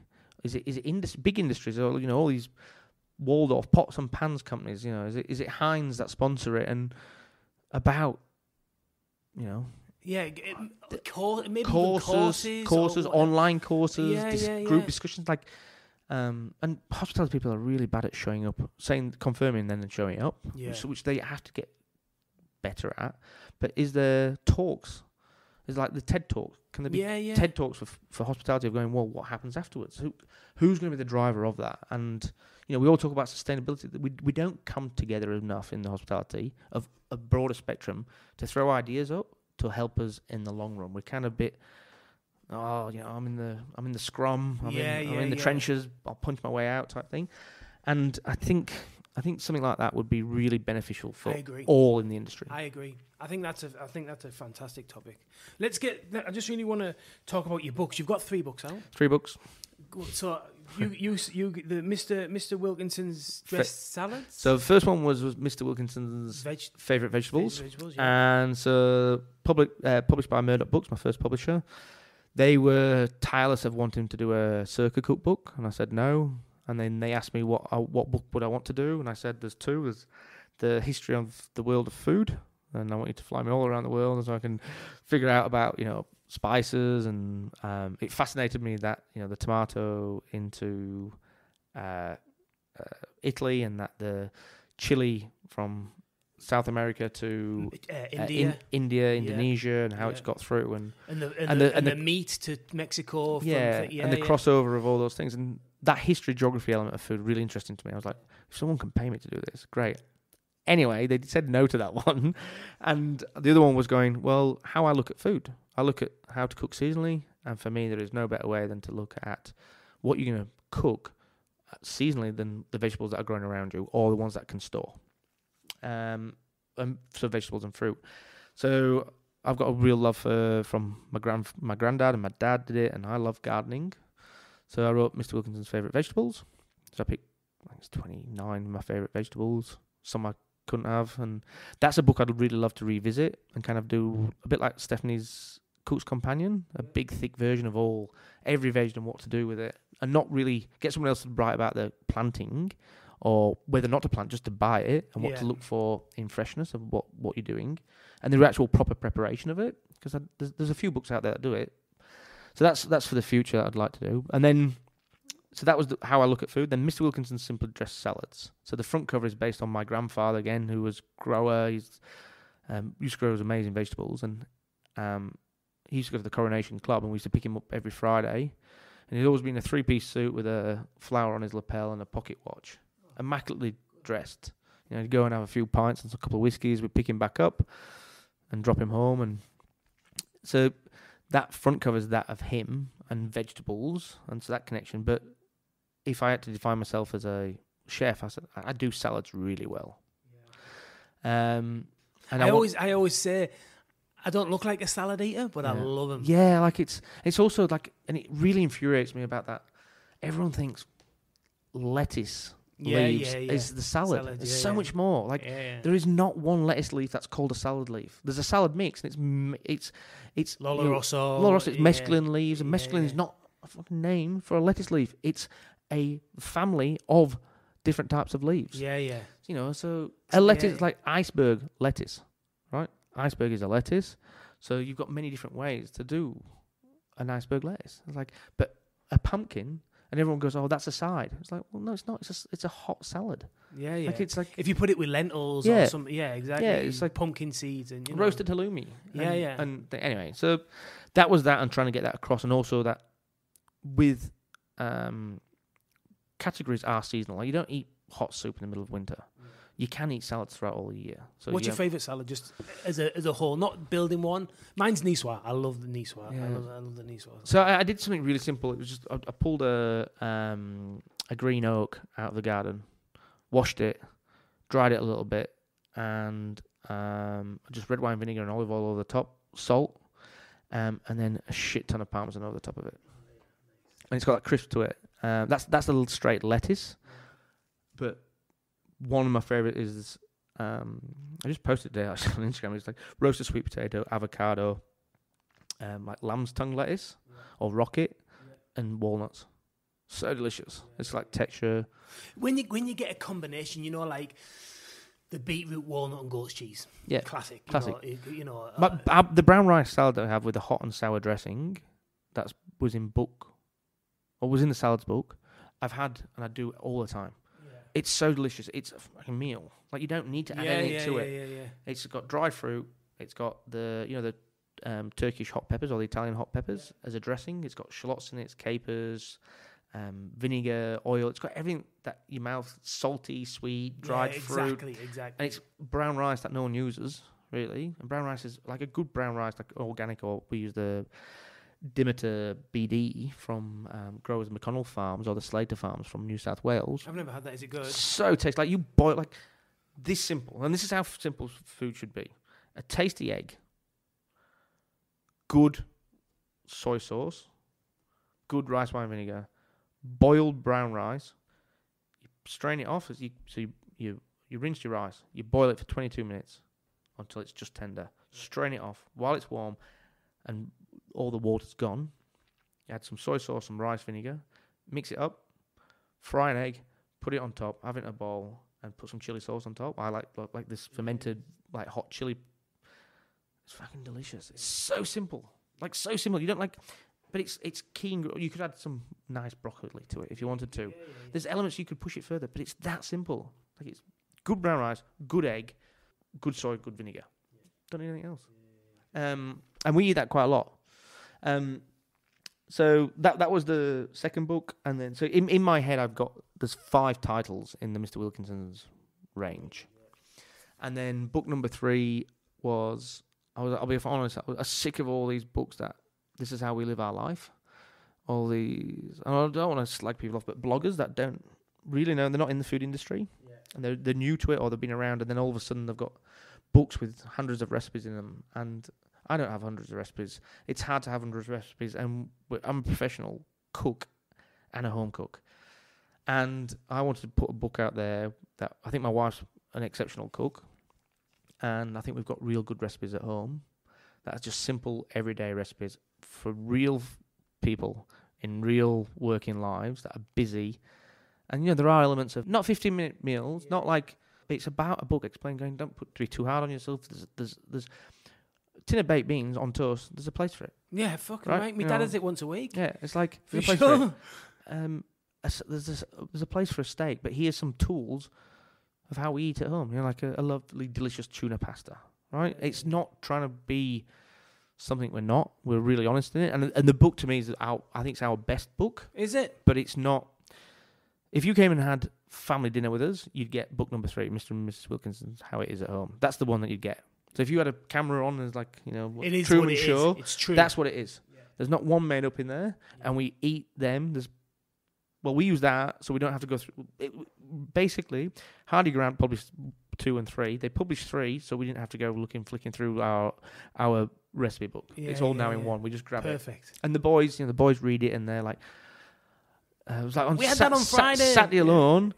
They're like, they want pancakes. It's like 10:30. They want pancakes. I was like, what's in it? It's like, just get the book down, Dad. So I get the book, and I'm like, tell me what's in it. He goes, I don't want the fat ones, Dad. I just want the thin ones, and I want 2. I'm like, Finn, do you want any? Yeah, I'll have 2, please. Blah, blah, blah. It's like, sit down. And Jay has it with Vegemite on it, and Finn has it with jam on it. And then one likes it cut into like a pizza. The other one likes it rolled and cut in half and put it on an angle. And then they try and ask for ice cream as well, because sometimes when Mum's away and it's 10:30 in the morning, I'll give them ice cream. But that it's real life. The book, the vegetable book was where I was at. It was like 15 years of cooking.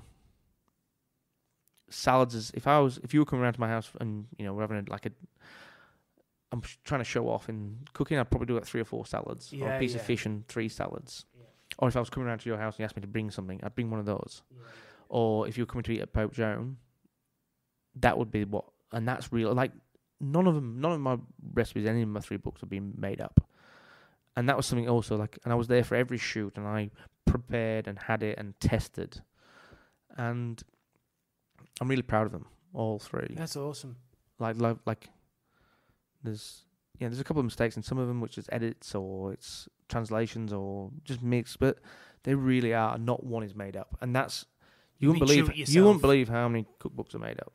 What advice would you give to people who were looking to start like a chef? Like we briefly touched on it there, but who is thinking about opening a restaurant? I know you're saying the lot, be prepared to lose money, prepared all them kind of things. But what would you say? Like, look, this is going to be a hard time. You really need to just keep focused. Get a business partner if you're not very good at managing money. Get a bit. What would you say to them people? I think the easiest thing is going. If you think you've got to back yourself, not many people go like that, and get used to when you are the boss and the only owner. Find people that inspire you and speak to you, like mentors. I've been very fortunate. I've got quite a few mentors in my life, and I listen to them, I engage what they say, I filter it. You have someone around that goes, "No, Jimmy, you're a dickhead. What are you doing that for?" Have someone that can filter the shit that you go through and talking, because again, once you're in it, you can't see past you. There's no one thinks more about it than you. Have fun with it. Like, how do you get a mentor?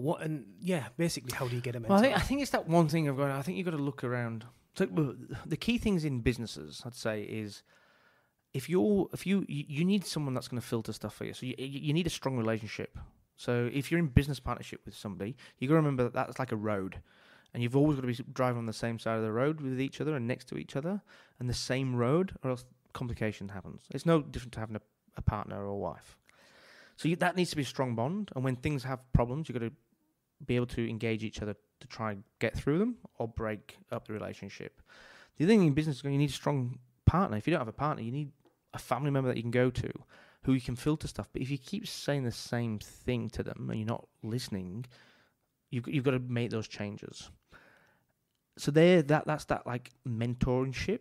But it's also mentorship could be your 5 mates that you love and get pissed with, or different people that are around you in your life. Friends of the family. You might have a godparent. You might have some cousins, or so. If you've got a business idea, for example, or you wanted to change your business, take them out for a couple of beers. Tell them what you think tell them the idea, and write down the responses. And don't get aggressive or feel bad about what their responses are, because you test. That's called market testing, right? And then you find those people along the way, like whether it's someone who you worked for, or a friend that you met in the pub, or start to ask people questions. And when people start to give you sound advice, or advice that you think, yeah, that's how it is, try to interact with them a bit more. Yeah, okay. I'm taking this on as in myself, because I don't have a mentor. So like a good mentor friend of mine has recently just died. He just died of cancer. And he used to sit down and listen to me. He was Daryl, the truffle guy. I don't know if you've ever met him. And he was phenomenal. He'd just give me pieces of advice. My ex-business partner's in Spud Bar. Ant Morell, they own Bounce. He gave me this bit of advice of going, stand on the scaffolding of stability. Stability allows free thought, which allows creativeness and good decision making. So what you're saying is get your business stable. That's what you're saying. Yeah. Get your mind stable. Get your business stable. So if you think you're a bit out and wild, rein it back in, keep it steady, and look. If you're making decisions when you're in the red on the future, you can't. There's lots of things. So you can only get those bits of advice from mentors. Now the mentor could be there's a guy, Seth Godin. He's got a podcast. School of Life, something like that. School of Life's based here. There's many websites to get to and read. You've got out of life. You only get what you put into it. You've got to listen, like you were saying before. Listen to podcasts, read, find information, and filter it yourself, and try and find inspiration from others. And you'll find someone that's speaking to you. And so I had about a handful. Alan Snaith, mentor. That's what half the time in the cattle truck we'd just be talking. And, we'd have quite heated debates. But we both mentored each other. Even though he's 30 years older than me, you can find those people where you just have friendship. They don't have to be one of your closest friends. It could be your dad's business partner. It could be your mum's business partner. It could be your mum. My greatest thing, my mum, so she said to me, she's going, Matthew, I just want you to know, I don't think I'll ever understand you, or how hard you work, or how crazy your brain is. But I just want you to know I love you. What fucking more do you need? Okay, so obviously, thanks for that, Mum. I know I've got my love, but what about my crazy brain? So in that, it's fine. If you can come up anytime. Send an email going, what do you think of this? Well, there's this direction. I think for me, can I say what there? The thing for me now is, you say that, is doing it. Do you know what I mean? I don't know if it's been English or just the way I am or whatever. I feel not cheeky, but I feel I don't want to be a bird. No, I don't. It's not. But at the end of the day, do you know what I mean? People will give the advice or not the advice. Yeah, I mean, for me, it's my own hurdle. Yeah. It's my own thing I've got to get over. If someone offers you that, just give me an email if you think. I don't want. I don't know. I just feel a bit weird. It's me. Yeah. It's not. It's not. Well, you. The thing is, it's not you. It's me. You just put out from your business about how do you feel. I don't know. What do you think about this? I want to get back to making terrines. Is that right? And should I use making this terrine? I'm not too sure about foie gras. Yeah. You're using Instagram in the best way it could be for your business, or social media, of asking the people how they feel. So you're using them as a sounding board. It's Coca-Cola pay millions of dollars for that sort of shit. Yeah. If they could, they pay for people's.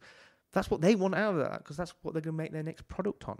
Well, the thing is deep down. So this is one bit of advice that I've always been given, and this is from my father. Is going, think about it, what it is. What's the first initial thought? Don't change. Yeah, I think you're right. It's that instinct, and it's the instinct in cooking. And if you've got it, you've made a mistake. You've got to. It's learning the skill set how to fuck up, to get something back right. You fucked up. Yeah. Right. Yeah. Whether it's you burnt something, get another pan on straight away. Yeah, it's gone. That's instinct. The ones that don't have it and they're not the best is the ones that go, I'll try and fix this. Instead of instantly going, it's wrong, start again. And own mistakes. Because how the fuck are you going to learn from anything if you don't own a mistake? And that's most people won't. So in that trying to find that mentor, you've got to make the mistakes in business or in life to move forward. So if you're not going to give it a go, you're just a gunner. And I actually don't like those people. They fucking shit me, right? Shit me. Like, it shit me to tears because it's like, and they get boring. I was going to do this. I'm not going to do this. Things.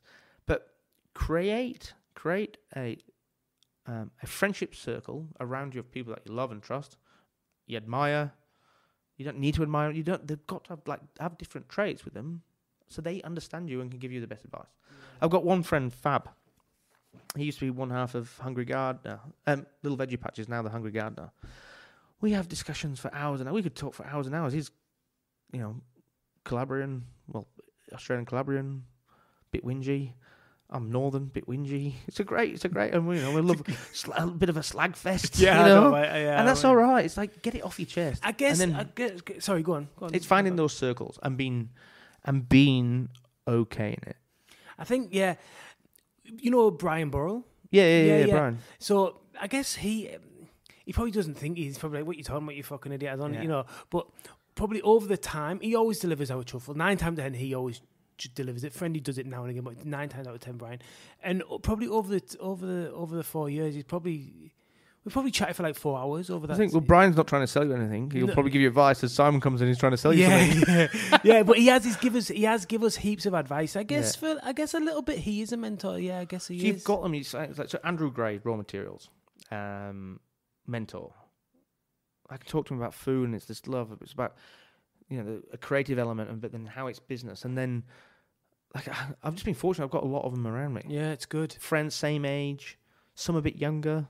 Younger mentors? Yeah, well, not really mentor, but more sounding boards and advice. Like you got an idea. It's like Jake, my past head chef. He's like, we always knew when you were on because you'd say all these different things, and if you came back twice, we know that you're starting to figure it out on how you wanted it in your head. And if you came back third time, fuck, we had to do it. But there was also, for me, there's always lots of ideas going on, and it's for me, I find it hard when you are that way, is pulling yourself back. Like from a business partner in, my manager and business partner in the pie shop. She's not on that. She's a great friend. She's a true friend. Yeah. She argues with me. She's like that. I don't know, like that younger little sister. You really love, but sometimes you just want to throw a glass of water over her or something. But she said to me, she goes, look, first of all, define yourself, what you want to be and what you stand for, and that's your box. So this is that method for foie gras. Any business idea that you want to do or anything that you want to do, just have your box. What do you stand for?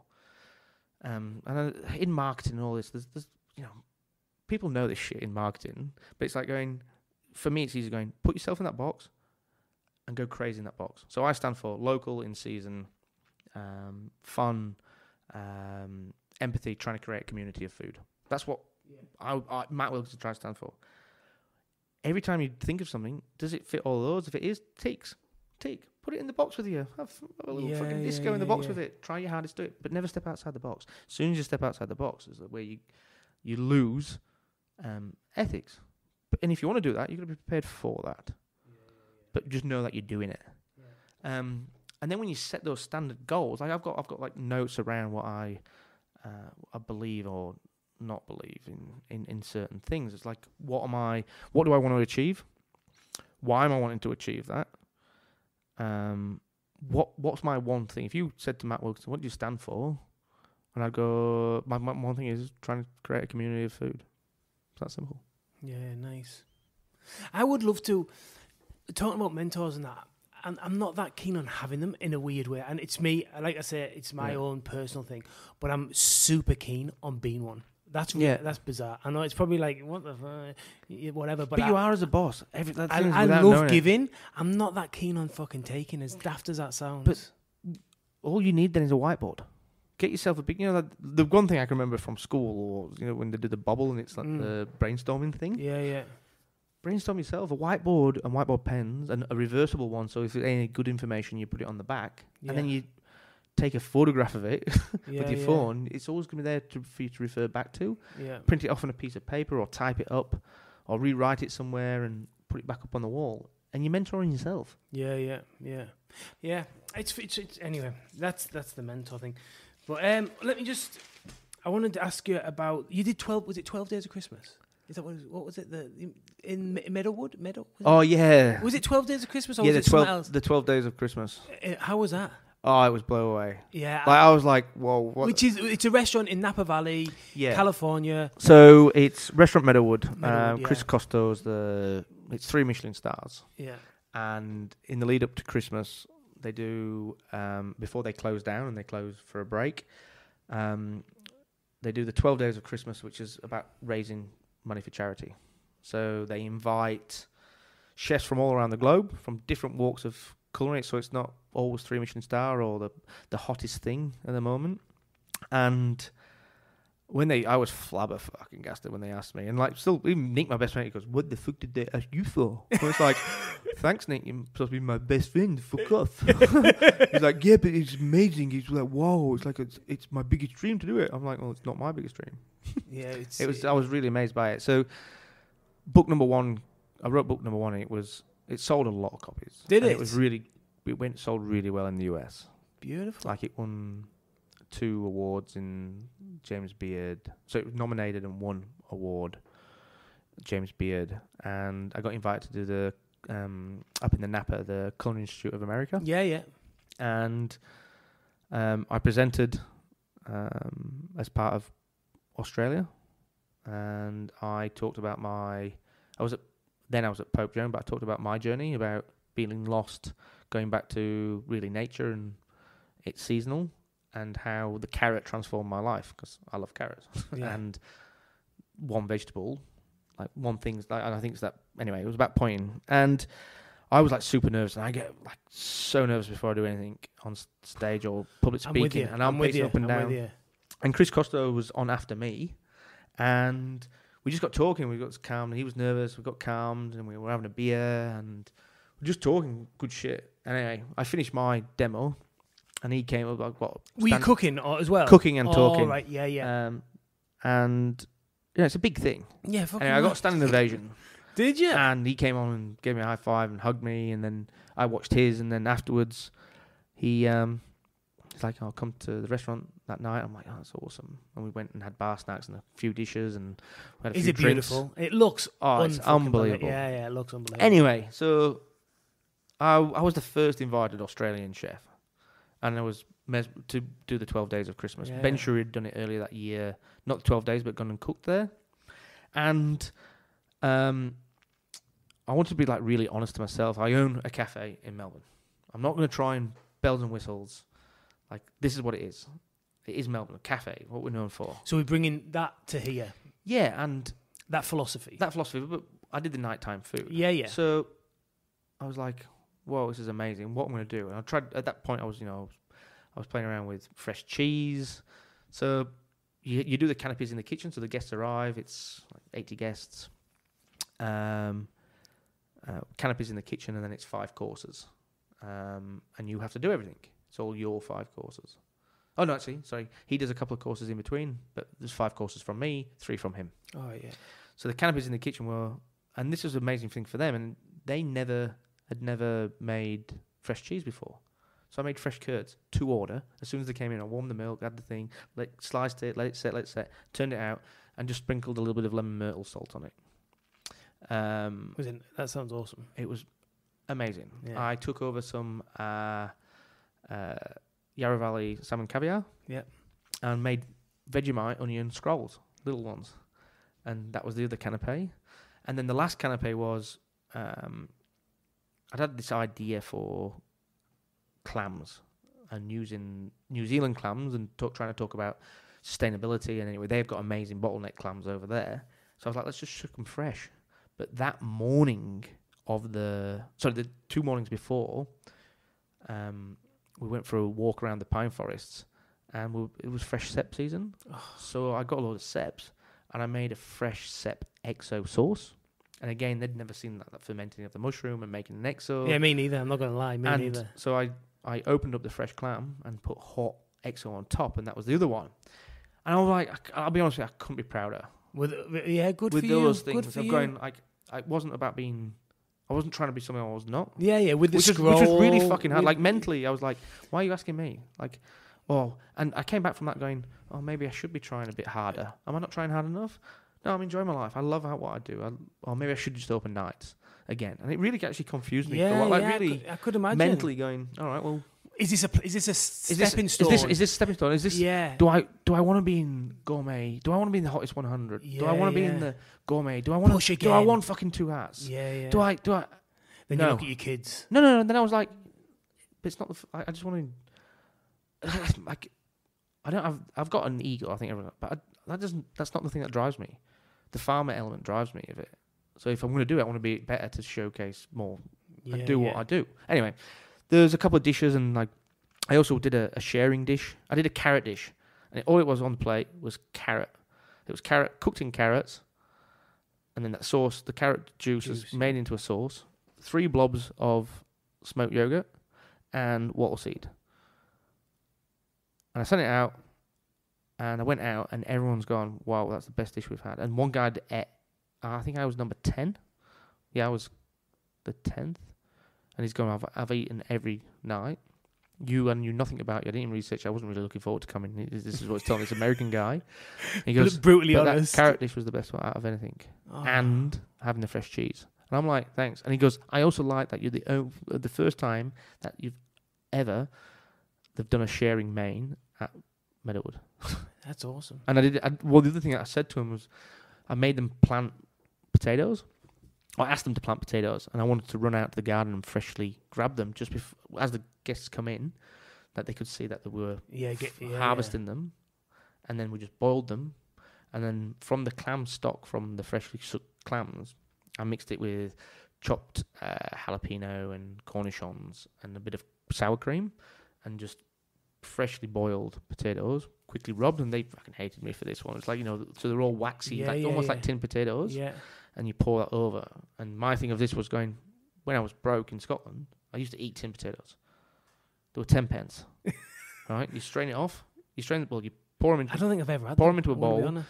Put them in the fucking microwave. And I used to have just butter on it and salt. Yeah. And the salty, briny element, that was the whole idea of that clammy thing. Yeah. The butter. I get it. And just easy to eat out of the tin with pickled beetroot. I love and spam. I used to eat fucking spam and shit white bread. Toasted sandwiches, and that used to be my dinner. Just fucking skin. It used to cost me like £1 with a pack of Space Raiders. Anyway, so that was blow away and an experience. Yeah, awesome. Like there was like I'd had a bit of a as well because it just been made legal in California. Bit of smoke, and they'd give me one. So they gave me this package of welcome. Anyway, so I got myself a bit of a smoke. And I've had it, and I've walked from the restaurant. We had a beer, and I'd walked from the restaurant. Sorry. Yeah, no, it's all right. I'd walked from the restaurant to where I was staying. Yeah, which was like, it's in the grounds, but it's a good 800 meters. And they're like, how do you go getting home? Like, did you take the buggy? And I was like, no, I walked. It's like, you were lucky they saw mountain lions last night. And I'm like, what, a mountain lion? They're like, yeah, it would have got you. I was like, get fucked. So I'm like, and I'm just there walking around like, woo, yeah, man. Like, whoa, mountain lion. Imagine if I'd seen it. Oh, man. It would have been funny. It wouldn't have been funny. Right, let's finish this off. I want to, just a quick fire. Chips and gravy or chips and curry sauce? Both in a bread bun. Definitely. I was going to say in a butty. But beer and lager, but you're lager, aren't you? I know that one. Corned beef and onion or cheese and onion pasty? Corned beef. Oh, yeah, me too. Cheese and onion gives me acid. Yes. Roast beef or glazed ham? Roast beef. Survivor or The Bachelor? Neither. But if I'm going to watch one, The Bachelor. It starts tonight. It does. It really does. With what's he called as well? The honey badger. The honey badger. Yeah, I'm not gonna lie. I've never watched any of them or whatever, but I am looking forward to having a see. He's funny. He's a funny guy. He's a funny guy. He's a good crack. You know the guys that are like the Hazard twins from the Goldie. I don't know. And they're on Instagram. They're funny. There's kind of have you seen that Cook Slams? It's like when it's all about things on water that go wrong. Oh, it's just you know when someone else's misfortunes. Oh, I love it. You know, like Jeremy Beadles. Remember Jerry? What was it called? Beadles about. Beadles about. And, people's mistakes. Yeah, it's like he's got a big cock in one hand and a small cock in the other. Yeah. Do you know? He's got two different size hands, hasn't he? Yeah. But anyway, when someone's mistakes, that's what they're on. Yeah, you used to get like fun. 50 quid. Send it in. 50 quid. 50 quid. Well, listen, Matt, thank you very much for doing this. Awesome. Again, thanks for your support at the beginning, your constant support and the rest of it. And good luck with the next 6 months. Enjoy it. And I'm sure we'll see you smashing some goals. Maybe. Definitely. We're just on holiday. Thanks again. Take it easy. Cheers, bro.